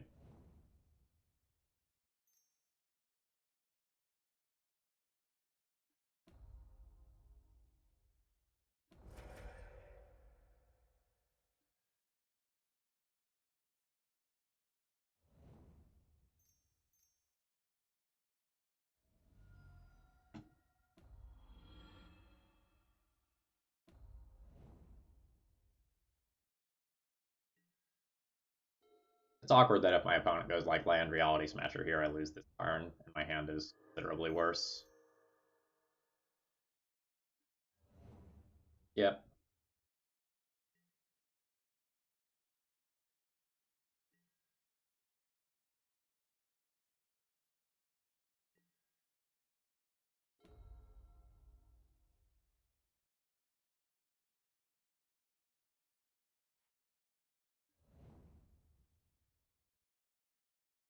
I'm dismembering and getting rid of the second Cradle. I have 6 mana this turn.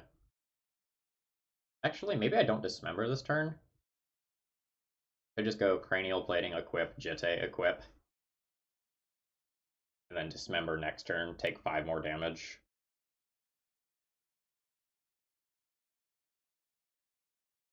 Oh, wait, no. That requires too much mana. 4, 2, 4, 5, 6, 7. I have 6.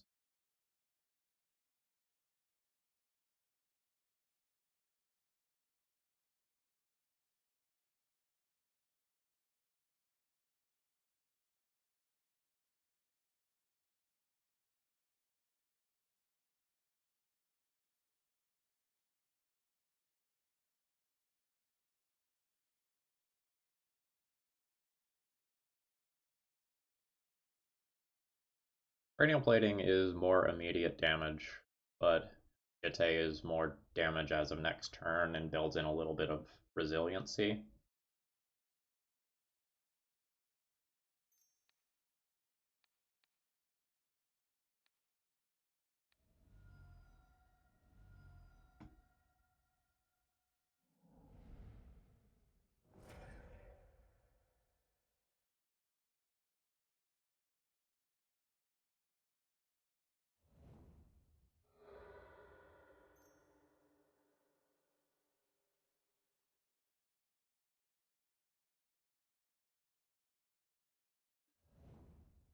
But I can put both onto the battlefield if I just equip cranial plating.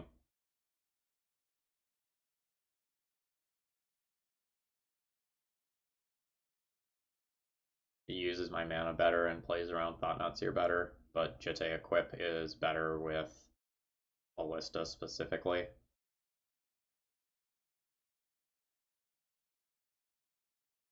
think I want to use my mana as efficiently as possible.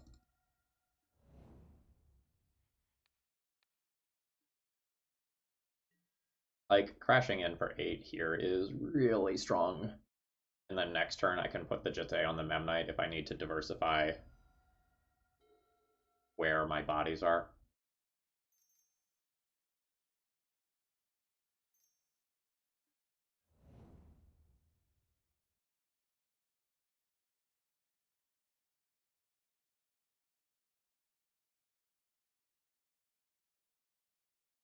Using my mana more efficiently this turn means that I can play a top-decked 4-drop next turn. And still have all my cards in play. That was a very strong turn. Also, like, very happy that I sequenced the way that I did now.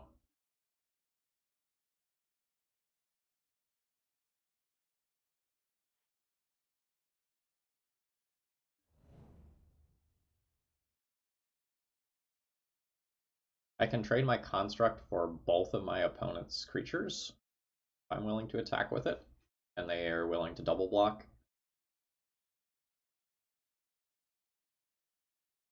Or I can just move it to a Memnite, but then I can just, like, trade a body for a body.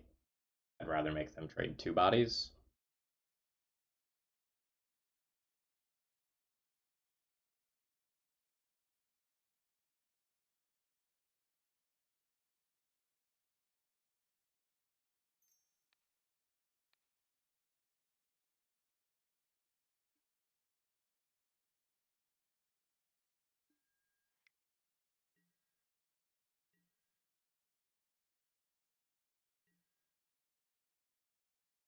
I think they're in chump territory, I'm not sure.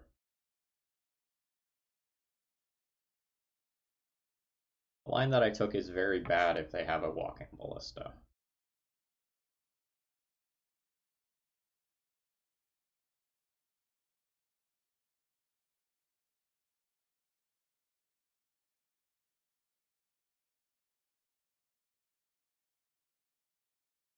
I might end up moving a Jitte to a Memnite, just so I'm a little bit less soft against ballista.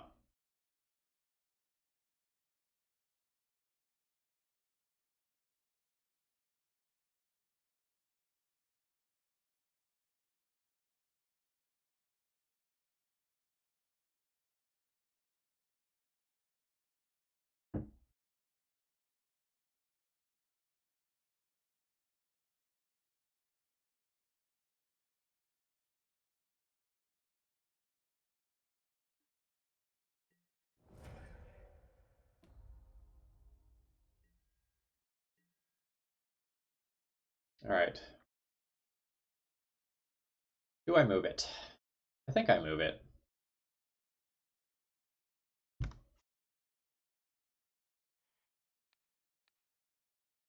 Ooh, I am at 10 life. I don't know, this maybe stops a Thought-Knot Seer from attacking in some worlds where they play another creature. I will go ahead and move it.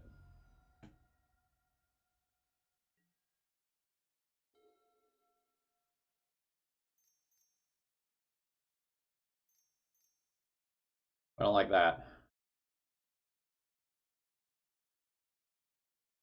Yup.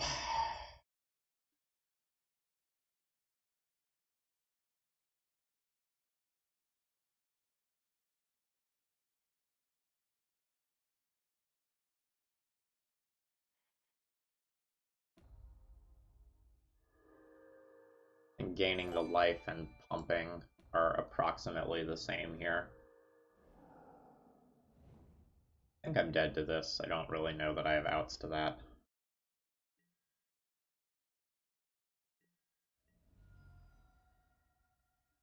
Hey, Legacy Council, thank you very much for the host. Hope things are going well, friend. We're currently 3-1 with this league with an affinity deck list, although we just got Eldrazi'd rather devastatingly. I believe we get to go to a game 3 now and try again. For anyone just tuning in, hi, I'm Phil Gallagher. I run Thraben University. And this affinity deck list is really neat. It features Gaia's Cradle as additional mana producers, as well as Memnites and Ornithopters, which fuel the Cradle, as well as things like Steel Overseal, Cranial Plating, and Arcbound Ravager.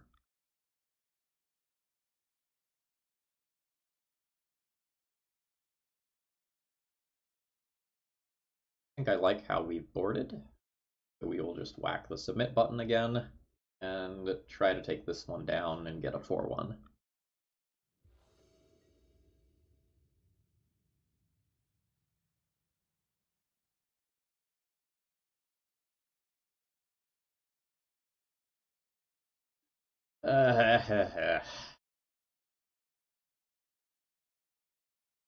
Land, go, land, Provoker, land, Mechagodzilla, have Dismember for one of their threats. I don't know that this wins.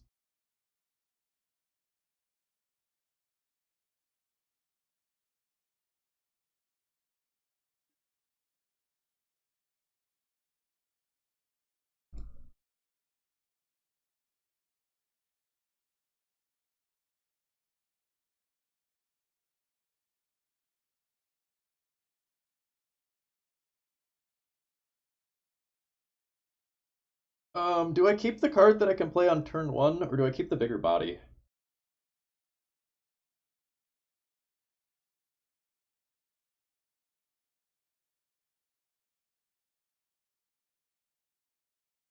If I toss back Lodestone Golem, Mishra's Factory, I just play creature into creature into creature. If I toss back Ravager plus Factory, I skip turn 1, but have a turn 4 Lodestone Golem instead of a turn 1 Ravager.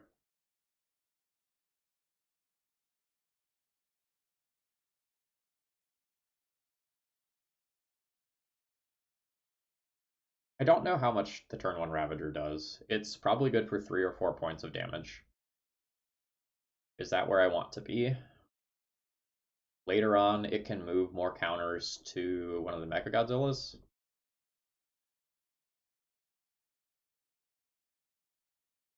Well, it's more that like the Lodestone Golem attacking and connecting once is worth 5, and Ravager is probably worth less than 5. I think I can draw more top end. Like I have Karns, I have Lodestones, I have Stonecoil Serpents. It's probably easier to replace Lodestone Golem than it is to like get a new turn 1 play. Like that's impossible.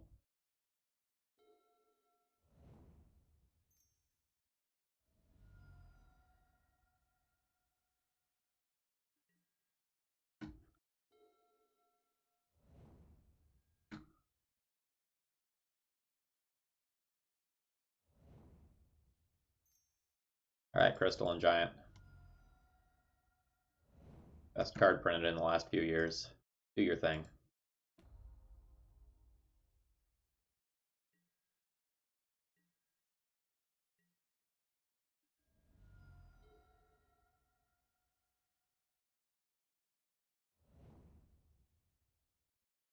Yeah, we picked up first strike.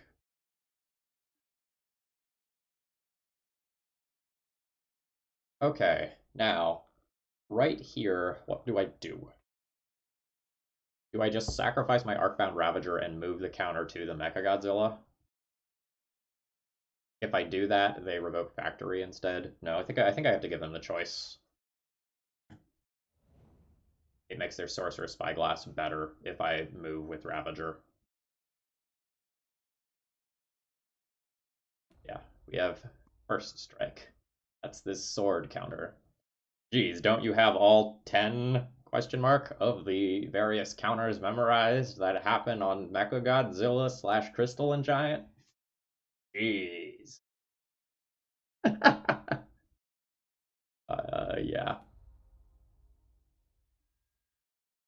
All right. Yeah, so Ravager has been revoked. Ooh. I think it's more important to play a Mecha Godzilla. We'll hit with Cranial Plating later. But like these things accumulating counters is really important. Alright, first strike, hexproof, and the other one got a +1/+1 counter.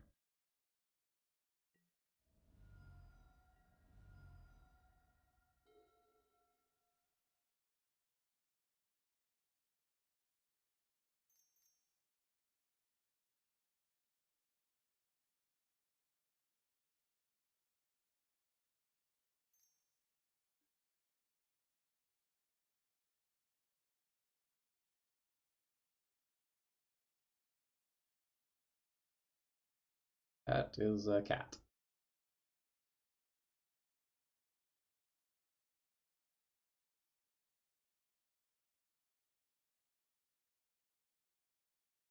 I mean, Olamug beats a lot of things, right? Olamug beats a whole lot of things.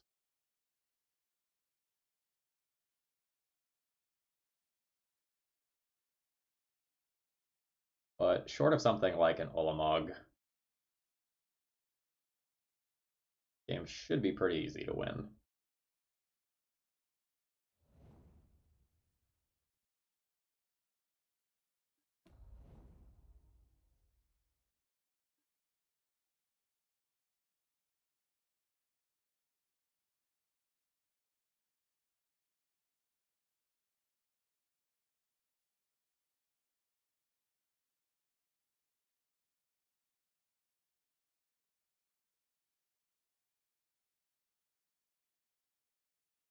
I'm dismembering and doing something. And I guess the question is like, do I play Cranial Plating to play around Thought-Knot Seer better, or do I just animate Mishra's Factory and hit for 2 more this turn? I have 8 onboard damage. I can turn it into 10 onboard damage, which makes it easier to just win with an alpha next turn. I can also keep the Cranial Plating as a surprise. Little surprise for later. I don't put myself in dead to Reality Smasher range. 2, 4, 5. My opponent can't double Reality Smasher with Eye of Ugin next turn either. There's also some percentage chance that I just get lifelink on one of these and get a rebate.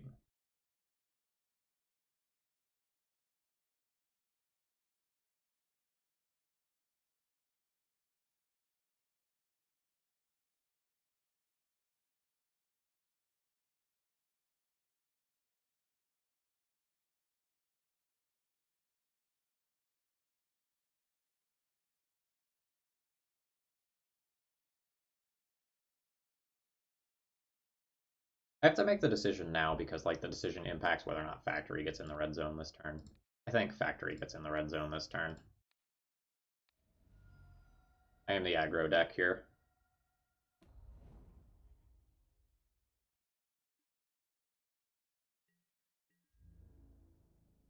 I have Flying on one of them. First Strike, Hexproof, Vigilance on the other.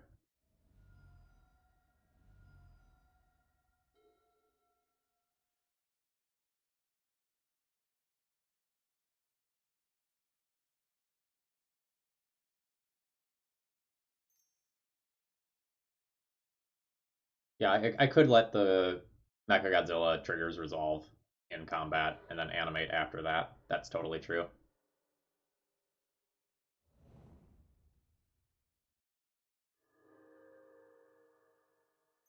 Yeah, Strifo, I've never played that card in paper, and I don't think I ever intend to play that card in paper.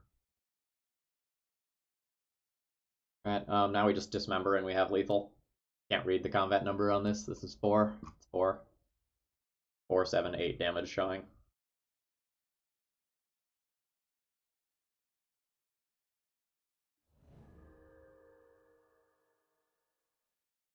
Now with a land I can present lethal. Actually, can I just present lethal in the air as well? Just with cranial plating. So it gets +1, 2, 3, 4. 8, 9.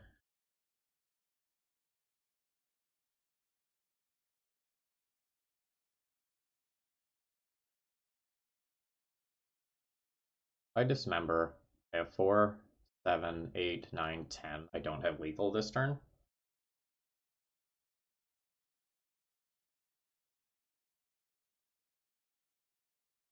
Alright, I didn't count the plating. So it's +5.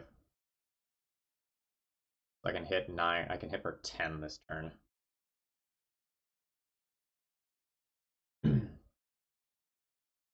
How do I beat the most things that my opponent can do if I can't kill them this turn?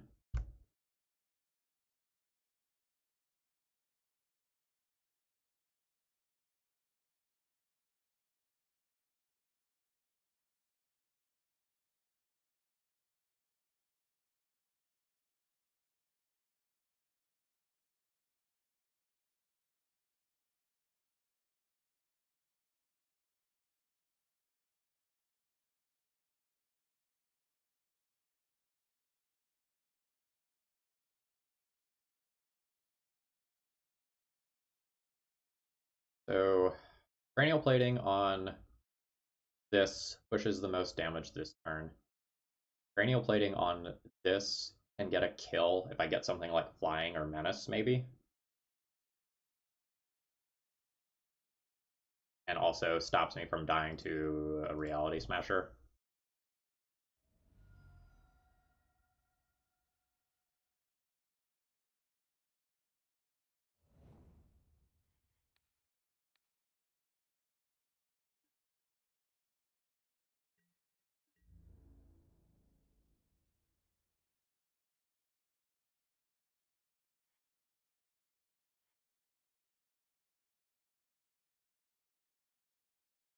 Death touch, first strike, hexproof, vigilance, menace, flying.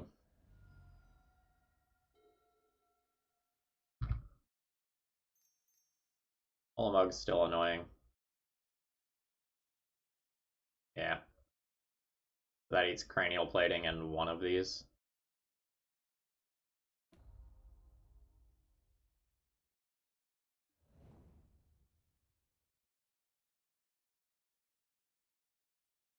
So you're indestructible. I need to get some sort of like evasion on you.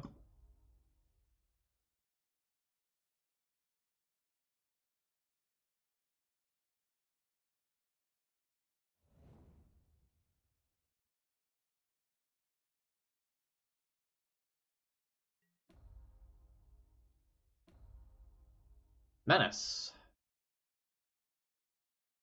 Menace is has to be blocked by more than one creature. Or is it the power one?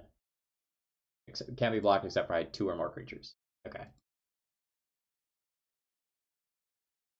So do I have lethal this turn if I animate both factories? No, I can only animate one factory. So I don't have lethal this turn.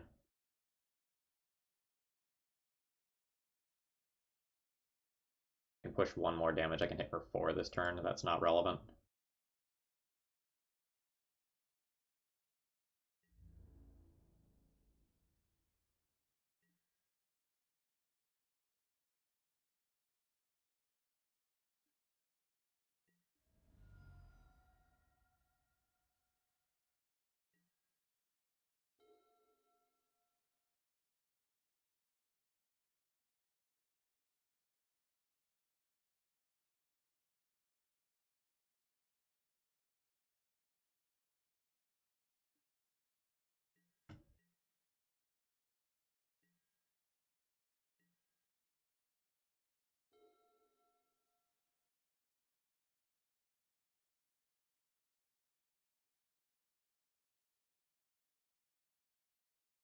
How do I have lethal? Animate, animate. 3 is guaranteed. I can hit for another 3. It seems like I have lethal.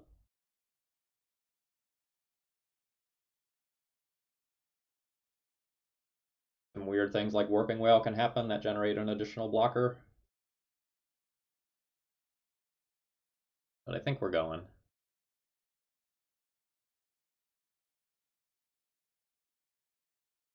Um, I can leave Dismember up and try to beat a Warping Whale that generates a blocker.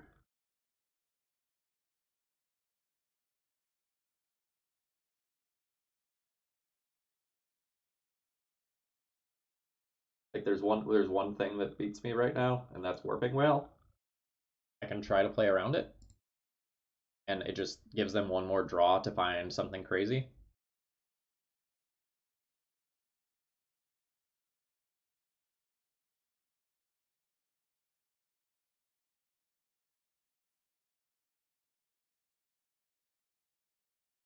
Like the only way in which I imagine myself losing is opponent having another Ulamog or opponent having Warping Whale when I go for this attack.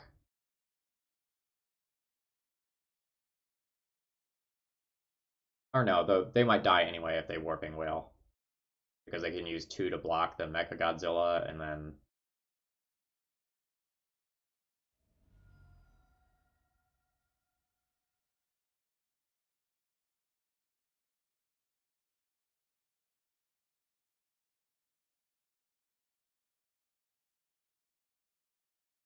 yeah, it's been kind of a crazy stream.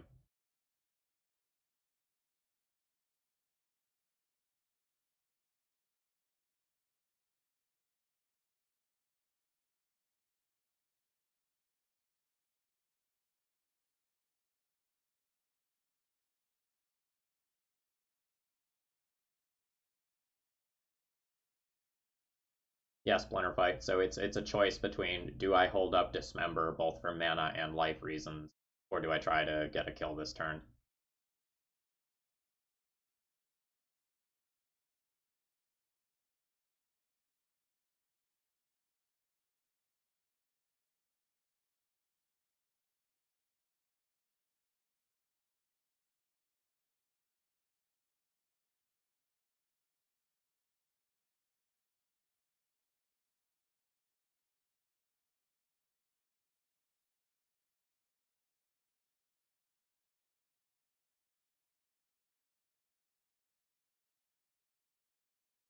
Seems like opponent has gone AFK.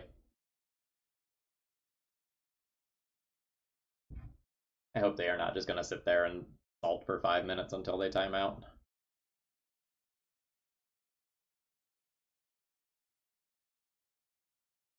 Bleh.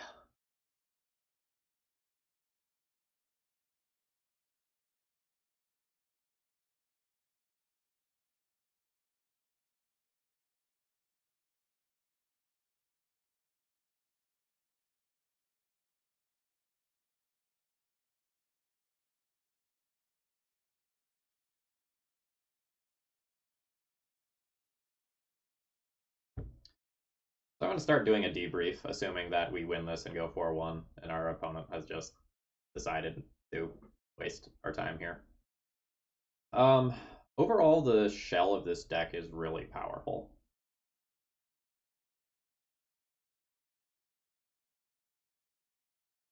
I like a lot of the general principles of this deck, but I wonder if some of the numbers are still very wrong. Like, black mana is certainly valuable with this deck, so I can see Urborg being good. Probably only as a one of, but the black for instant speed cranial plating equip is pretty good. The Vault of Whispers, the black artifact land, was pretty good throughout this league. Like, it being an artifact for some of the aggro based hands was pretty good. And it producing black for cranial plating was very relevant in one round.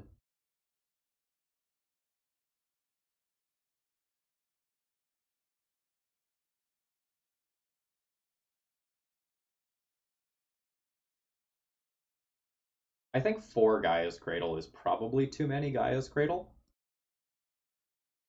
Like, the card is good in that it's an extra soul land, but 4 is way too many. I can see that card being a 1 or a 2 of in this deck. It's the sort of thing where having it sometimes is really strong, but this deck mulligans a lot, it looks like, and having a couple of extra soul lands is good, but they're inconsistent soul lands, so you don't want too many.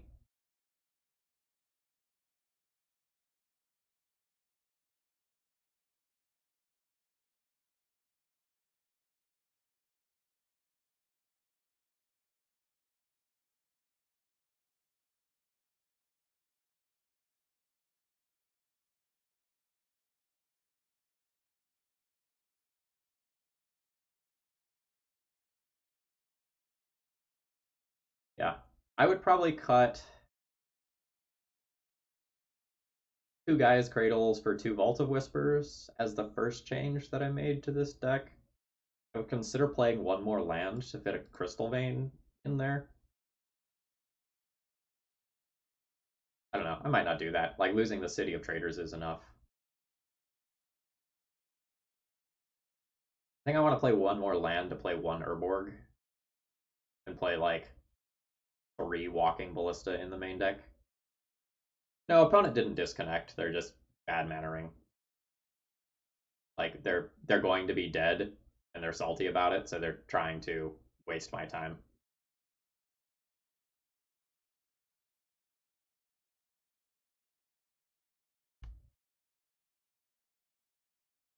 Don't be this person.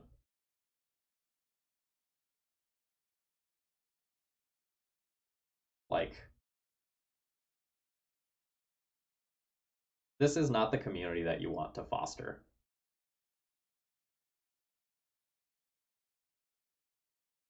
Mav, Mox Opal was in the deck that I originally found, and rumor was that it was pretty bad, so we cut it from the deck.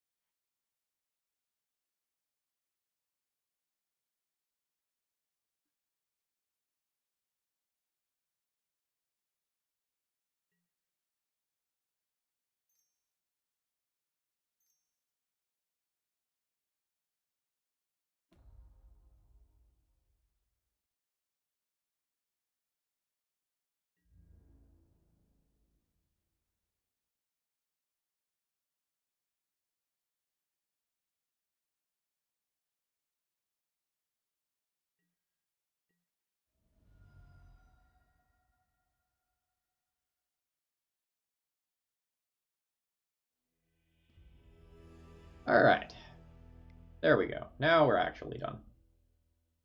Crystalline Giant was a great addition to the deck list. Like, it's an awesome card to put Cranial Plating on. It's an awesome card to put extra +1/+1 counters on. It's an awesome card to dump counters on with Ravager. So, like, I really like the addition of this to this deck list. It becomes so strong once you get what you need for a given matchup. Like, if you get hexproof on that thing versus control, like, good luck. You get evasion on it versus a deck that doesn't have very many creatures, good luck. Like, Card was really strong today over the course of multiple rounds. So, despite the downsides of this deck list, we 4-1'd very quickly. So, like, what's my uptime here? Probably about 2 hours. Yeah, 2 hours and 9 minutes. And probably the first 15 minutes of the stream was adjusting the deck and deck building. So in under 2 hours, we 4-1'd despite mulliganing a bunch of times and having some awkward hands. So, like, this deck might have some real legs. It's very aggressive, and you can really steal games versus combo just by killing people. Like, there were definitely games against, I think it was Reanimator, where I didn't really have a hate card, and I just, like, well, I'm attacking for 5 on turn 2, sorts of things, and like those sort of like zoo-based hands are still totally fine. I've never been super impressed by Hangerback Walker in Legacy. The card has always felt slow and clunky to me, and Stonecoil Serpent has protection from a lot of things that might give the deck problems while also being something that blocks Delver, which is super relevant. Um, I would not take Stonecoil Serpent out of this deck. Yeah, so I'd go -2 Cradles, +1 Vault of Whispers, -1 Walking Ballista, +1 Urborg. Urborg also would turn Cradles into black lands when they aren't producing a lot of mana anyway. So I think that's good. I really liked the Karns out of the sideboard. Those felt really strong. I might even like try to fit another one in. Why the 2/2 split on Thorn? Um, the best way to think about the Thorn is that it's Chalice's number 5 and 6, rather than like I wanted 2 of that card. Like this deck wants a little bit more combo interaction game 1, and this means that you have 10 very relevant cards versus combo. And that's why those Thorns are kind of in there. Like between these 10 cards and the aggressive starts that you can like have a realistic chance at just powering through a lot of things that your opponents do.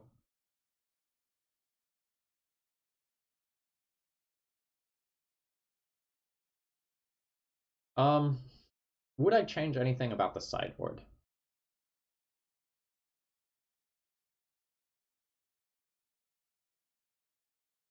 Oh yeah, there's 4 of them in this list.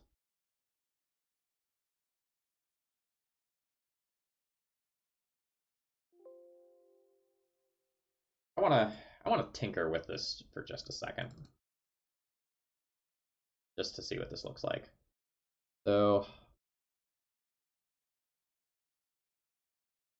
say we cut 2 guys Cradle, and we go up to 4 Vault of Whisper, and we cut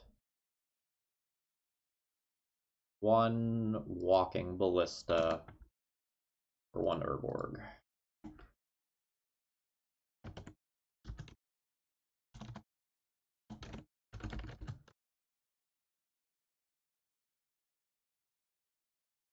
The black mana is relevant, right? Like, there are Dismembers in this deck, there's Cranial Plating in this deck.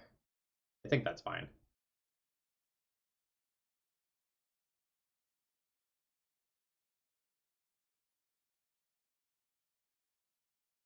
I kind of wonder if a 4th Karn would be good. A 4th Karn might be overboard.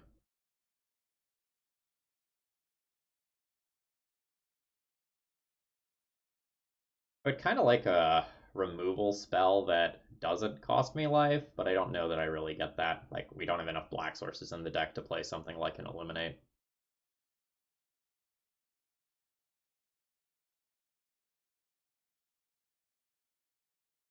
Yeah, maybe this is just fine. Like, the Karn was very good. Maybe it's not necessary. All right.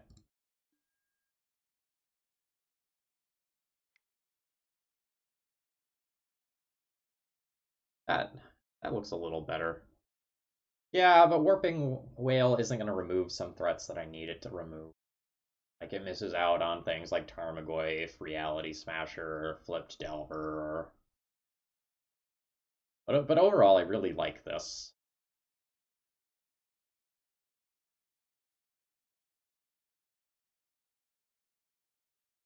Like this was a really cool idea. There's a lot of synergy here. There's also a lot of individual cards that can carry a game. So as far as the main deck goes, like Chalice, Thorn, Lodestone Golem can steal games versus combo. Crystalline Giant can steal games versus a lot of decks, and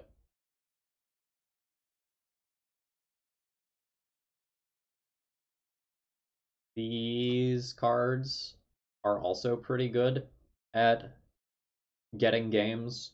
They require other things to go with them a lot of times.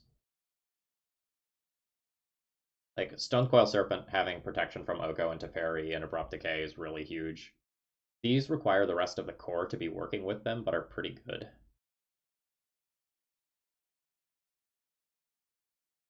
Yeah, but overall, I had a lot of fun playing this deck, and I think I'd like to play it again on stream. Like, would for those of you who end up watching this YouTube video later, I would love to hear ideas about how to adjust this deck list because I think it's really cool.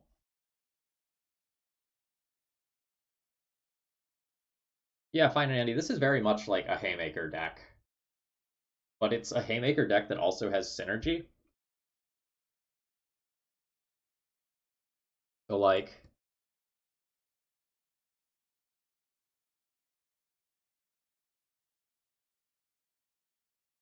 the deck kind of has like somewhere on the order of 28 cards that like can spiral the game out of control, which is really cool. It has 8 cards that don't really do much but have synergy with a good number of the other cards, and then just a few generic cards in the deck. Let's resort that. Vault Scourge. Vault Scourge isn't bad, but like Vault Scourge falls into this category of cards, right? Where they don't really do a lot on it, does almost nothing on its own. It requires cranial plating or steel overseer to do things. And I don't know how good that really is at the end of the day. Like it's super interesting, but I don't know how good. It may be that this deck even wants like a second Urborg to help out with end of game Ancient Tomb, life gain, life loss sort of stuff. I don't know. There's things to be thinking about there. I'm gonna go ahead and cut off the YouTube recording here. Bye, YouTube folks.